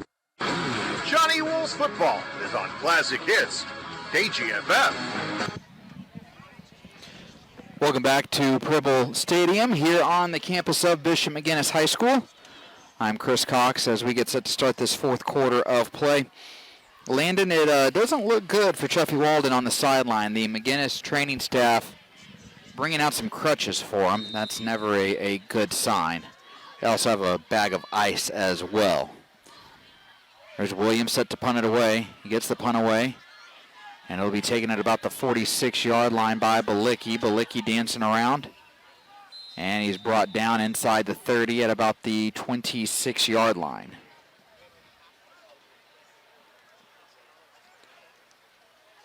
So we start this fourth quarter with a punt. And we will see what McGuinness does now with their first drive of this fourth quarter. Yeah, this is it's been a rough go. I mean, it just truly has been a game that it never started out in Shawnee's. I mean, it never really started out in Shawnee's favor. Well, I take that back. The first play of the game, Shawnee falls on the kick, but from that point on, it just kind of felt like McGuinness just kind of stayed in the driver's seat.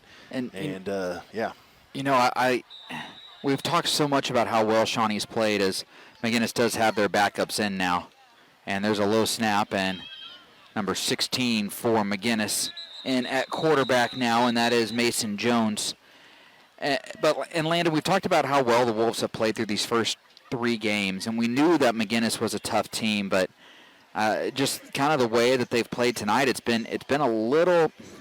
almost been a little disheartening seeing how they've how they've played and just the mental mistakes that they've had. Yeah, it's that. I mean, you see the injuries. I mean, it just kind of seems like all of the air's kind of been sucked out of this side of the stadium tonight. Jones with it again. He'll hand the ball off. Up the middle is Fletcher, and Fletcher is popped hard, but he's able to pick up about 6 to the 21-yard line. Yeah, these Shawnee players, I mean, you can see the defense. I mean, they've just been out there a lot tonight. Toby Gray, Ryan High, just getting up a little slow off that pile. Yeah, they definitely are. 3rd down and 4 from the 21-yard line. Here's Jones looking to throw. He's going to throw that one, and that will be caught, and that'll be a 1st down. So Jones with the 1st down. I believe that was Jack Strope who made the catch. They'll move the chains to the 17. Yeah, and you can see it. I mean, you just got guys out there on the defensive side. They just look gassed. I mean, like I say, they've been out there a lot tonight. They've had to make a lot of plays. 2 receivers each side. There's a little pop pass. And that is Fletcher making a couple guys miss. And Fletcher getting down to the 10, and Landon, again, right there, we talked about it tonight, just missed tackles. And they had an opportunity. The Wolves had a couple opportunities to stop him for either a loss or a limited gain. But Fletcher was able to break a couple tackles and turn out 7 yards and make it 2nd down and 3. Yeah, that's something that, Shawnee's going to go into the next week. Obviously, you're going to have to work really hard in practice. A short week for you. You're going to have to come back and play against a tough team. You're going to have to work on those tackles, though. There's a handoff to Fletcher. Fletcher going up the middle, and he is upended as Kevin Tyner made the tackle. Should be enough to move the chains, though.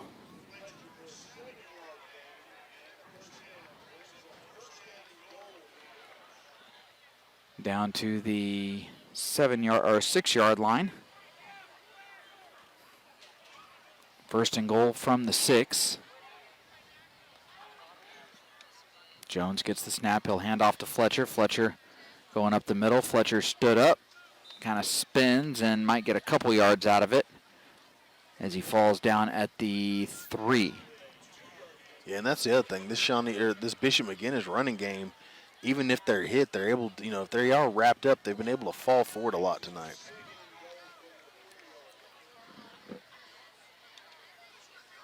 Jones gets the snap. He'll hand off to Fletcher again, and Fletcher again up the middle and pushing his way forward, and he is into the end zone for the score. So J.R. Fletcher, a 3-yard run, gets him into the end zone for a touchdown.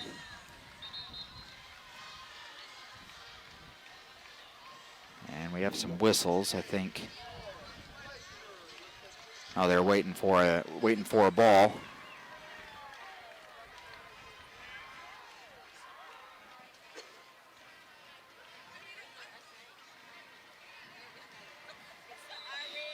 So it will be McReynolds on to attempt the extra point. Extra point is up, and the extra point is good. So McReynolds knocks it through, and it will be now 48-10, Landon. Yeah, like I say, not the outcome you wanted. I mean, you put some good stuff together right before going into the locker room, but so far, just outside of that one drive that Shawnee put together, it's pretty much just been all McGuinness. I mean, Shawnee able to put a couple of plays together, then they get a false start, or they a fumble happens, or a play breaks down, and they just can't seem to make anything out of it. And that's been sort of what's happened tonight. It's happening here in the second half, especially. There at least you're able to come back with an answer in that first half. But so far in the second half, Shawnee just hasn't had an answer for that relentless attack of the Bishop McGuinness offense. And then on their offensive drives, they just have not been able to string together many good plays. A good play here, a good play there, but it's been a struggle. Yeah, it's been a struggle tonight. Yeah, it has. That is one way to put it, is a struggle for sure. Kilgallen set to kick it away again.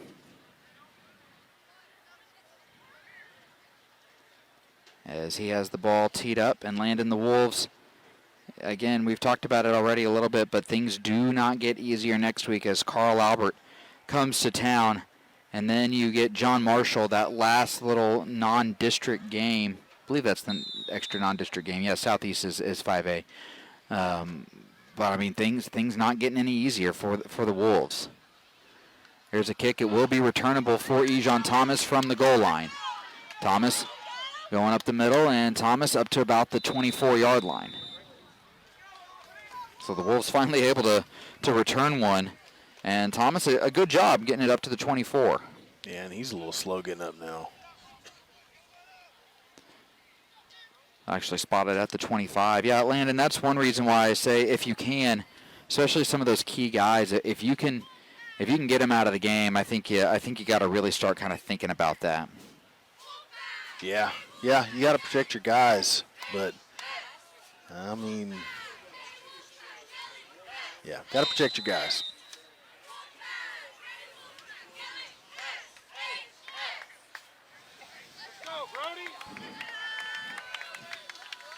It will be Zyron Campbell, and at quarterback for the Wolves, Quentin Trapp at running back. Ejon Thomas is limping off the field. They need to reset the play clock. Campbell, though, gets the snap. He's going to hand off to Quentin Trapp. Trapp trying to get to the outside. Trapp just needs to go up the field right there. Yeah, tried to extend the play there. A big enough hole up the middle that he, like you said, could have shot through, but tries to extend it, and he gets wrapped down in the boundary. Down to the 22-yard line, a loss of 3.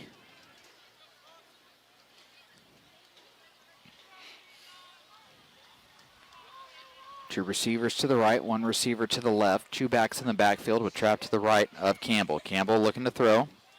Campbell's going to air this one out deep. That pass is deflected, as that was intended for number 29 for the Wolves. And that will fall incomplete. And that'll bring up 3rd down and 13. Yeah, just a great play there. It was a good throw, just a great play there by the secondary from McGuinness to get their hands up and knock the ball down.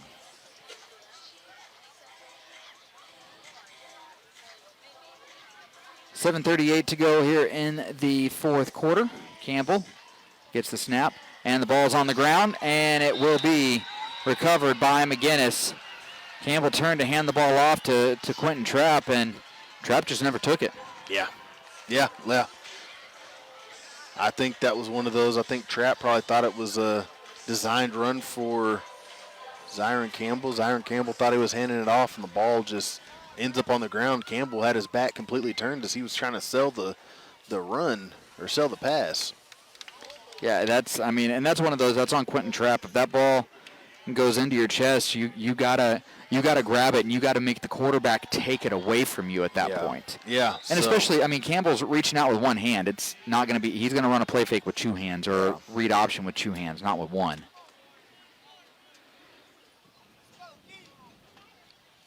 Jones gets the snap. He'll turn around, hand off.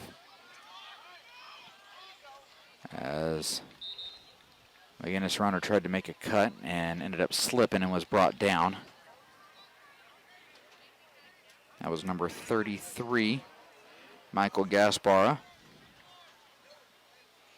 Got a couple on the play down to the 13-yard line.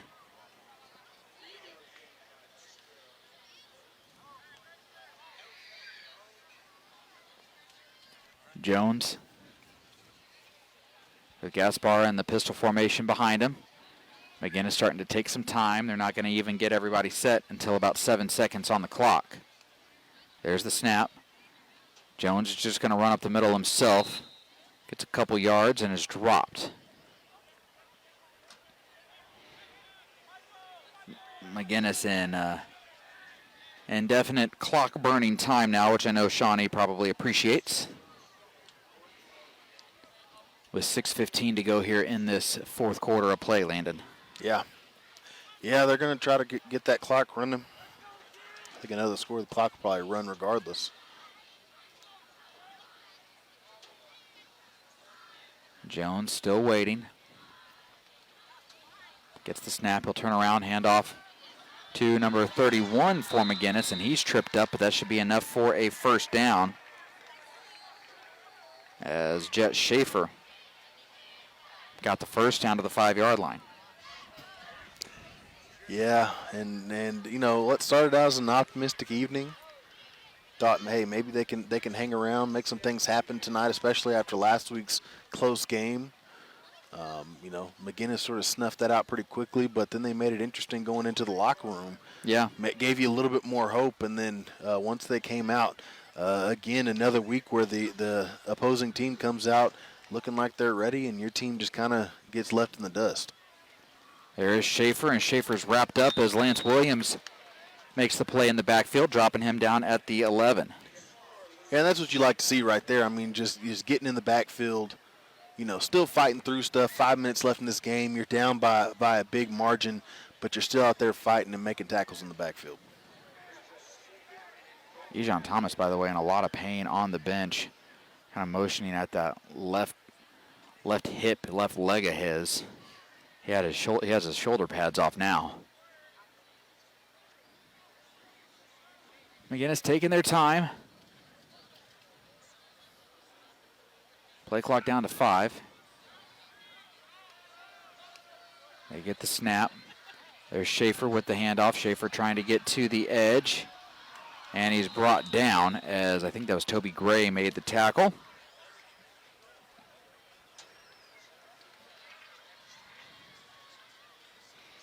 Down to the 5. Yeah, and a great play there in the open field by Toby Gray. Able to bring him down.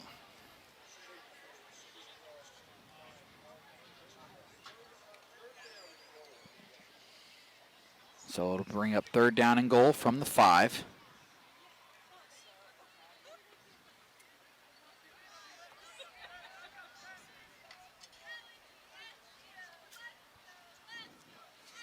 As Jones gets the snap, he'll turn around, hand the ball off to Schaefer. Schaefer goes up the middle. Schaefer reaches out, and he is going to be short by about a yard as he gets down to the 1. And we'll see what the McGuinness side does if they want to punch this in. I mean, they got a kicker that can go out there and knock this out. Yeah, I mean, at this point, it doesn't really matter. I think they're just going to run as much clock as they can, though, right now. Hey, at least the cheerleaders are still cheering out They here. are. They're, hyping the crowd up. Got a good round of applause from the crowd. Doing what they can. But now, coming out of this game, Landon, it's going to be about, okay, who's healthy? I know. Yeah. I mean, you get to this point in the season, everybody's got bumps and bruises. Shawnee comes up with a nice goal line stand on 4th down, and they'll get the turnover on downs. But again, you have a Shawnee player down. Well, he's popping back up. That was DeMario Joyner who blew that play up. And but Landon, it's about again health going into Carl Albert week. That's not going to be easy. Yeah, not only health, but like you said, Carl Albert's going to be a tough game. You got to have everybody ready to go. And you wonder who's going to be showing up for that game next week, especially in a short week. You got less time to rehab. No, you got a full week this week. Is it a full week this week? Yeah, it's a Thursday. Today's Thursday. Next week's Thursday. Oh, you're right. So it's not a short week for yeah. You're right. You do have the full week. So yeah, but I mean, it's that Thursday game. You're hoping that you can kind of make some things happen. But yeah, that's we'll see what they can come up with, and hopefully some of these guys can get recovered and ready to go for next week. Campbell back in at quarterback for the Wolves, 2:43 to go. Handoff goes to Trapp. Trapp's going to go up the middle. Right now, Wolves just need to kind of hold on to the ball, Landon, and just milk the clock. Yeah, and I think that's probably what they're going to do. Try to get out of their own end zone and with their backs to the goal line, but also, like you said, just try to run this clock down as much as they can and get out of here. We'll see how quickly they go. They're not running the play clock down, which I also get if you have your backup quarterback in there. You haven't seen him much this year. You want to try to get him some reps as Campbell will scramble. And Zyron down the sideline, and he's brought down out of bounds. But a nice scramble there by Zyron, showing off the athleticism up to the 16-yard line. That's one thing that he does do well. He runs really, really well. He's He's a really good athlete. He's got a strong arm.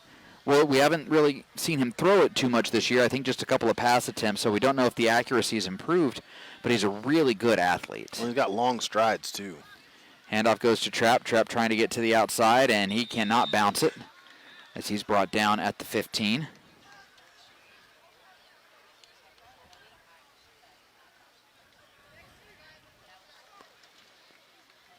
A minute 30 to go.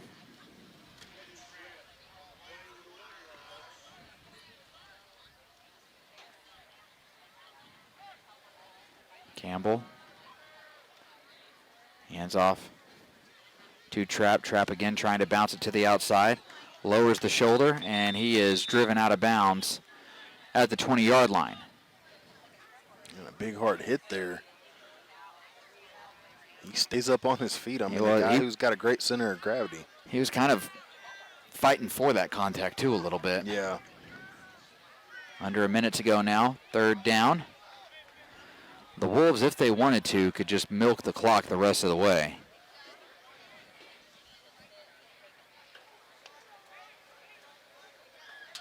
Let's see what they choose to do, as they now are under 40 seconds on the clock. Campbell gets the snap. He's going to look to throw across the middle of the field. That pass is completed. And that will be a nice play up to about the 40-yard line, the 39-yard line. A nice pass right there by Zyron to put it on the chest of the Shawnee receiver, and that shows some growth in the passing game from him, Landon. Last year he would have just fired that thing on him, and he put some touch on that pass. Yeah. Here's Campbell looking to throw again. Campbell, he's just going to air this one out, and the receiver goes up and makes the grab, and is out of bounds at the 21-yard line. And that will do it. That'll be the final play of the game as the Wolves fall to the Bishop McGuinness Irish, 48-10. And Landon, the Wolves will fall now to 1-3 on the year. They are 0-1 now in district play as the Wolves did some positive things in that first half, but that second half it was all McGuinness. Yeah, it just kind of fell apart there. Couldn't really get any things going. And yeah, I mean, it was just all McGuinness in that second half. Didn't have an answer for him like they did in the first half. Didn't really have much to go off of on the offensive side. Couldn't seem to stop him on the defensive side. And, yeah, you get the big loss there after you come out of the half feeling real good about yourself. So you're going to have to go back to the drawing board this week, see what you can come up with, and get ready for one of the best teams in the state. I mean, one of the best teams in the state in Carl Albert. You're going to have to go out there and get ready for them now. Yeah, it's not going to be easy. That is for sure. That Carl Albert game it's never easy, and I mean, we'll talk about the Titans obviously next week when we get set to play the Titans. But they have, I mean, Division I talent up and down the floor. So Landon, we'll have to. The Wolves are going to need to really rest up, and it's going to be trying to get guys healthy because they lost some key guys. There were some guys that were shaken up at the end of that play. Chuffy Walden, he's going to leave on crutches. Ejon Thomas went through the handshake line with guys helping him through the handshake line. We saw Ryan High leave with what looked to be his hip bothering him. So Wolves are going to have to get healthy here in this one. Yeah. Over the next week. Yeah, you're going to have to go out there and, like you said, just try to get healthy. I mean, that's the biggest thing for you. You know, if you want to try to put together some games and try to make a playoff run, you're going to have to be all hands on deck. But it comes, you got to learn from tonight's game and see what you can make up from the mistakes you made tonight. Looking at the final numbers for you really quick. First off, for McGuinness, 160 yards on the ground, 234 yards through the air, 10 penalties for McGuinness for 50 yards. Individually for the Irish, John Paul Spanier, leading rusher, 17 carries, 84 yards, a touchdown. J.R. Fletcher, 11 carries, 33 yards, a score. Damon Cochran, 9 carries, 29 yards, and a touchdown. Cochran, 20 of 33 passing, 233 yards, 4 touchdowns. Mason Jones, 2 of 2 for 11 yards. Jack Foster, leading receiver, 6 catches, 96 yards, 2 scores. Peter Balicki, 4 catches, 55 yards, 2 scores. John Paul Spanier, 5 catches for 29 yards. Looking at the Shawnee numbers now, the Wolves as a team just 21 yards on the ground, Landon. They just could not get anything going on the ground. 24 carries, 21 yards overall. 14 catches for the Wolves, 261 yards through the air. The Wolves did turn the ball over 4 times as well. You're not going to win many games when you turn the ball over 4 times and your opponent only turns it over once. Individually for Shawnee, Dietrich Beavers, 11 carries, 17 yards. I mean, again, the Wolves just could not do anything on the ground. Zyron Campbell, 1 carry, 11 yards. Ejon Thomas, a carry for 5 yards. Passing for the Wolves, Jameer Owens, 12 of 28 passing, 202 yards, 1 touchdown, did have a couple interceptions. Zyron Campbell, 2 of 3 passing for 59 yards. And Delmon Miller, leading receiver. He was another bright spot, though, for the Wolves as he put up another good performance, landing 4 catches, 115 yards for Delmon Miller. So the Wolves, again, fall to 1-3 on the year. They are 0-1 now in district play as they fall to the Bishop McGuinness Irish 48-10. Landon, final thoughts on this game as the Wolves now have to get ready for that Bishop McGuinness game next week. Hey, I mean, you did a lot of good things in that first half. I think there are some things that you can put together on film to say, hey, these are the things that went right for you. These are the things that you can do well and put together, and this is winning football. But a lot of things on film that you're going to see that don't bode well if you want to pick up wins here, and especially in this district, as tough as it is. You're going to have to go out there and play a lot of good ball in this district. And tonight just wasn't your night against a really good team at Bishop McGuinness, but still a chance for you to go up, and kind of show the state that you can go out there and play some ball.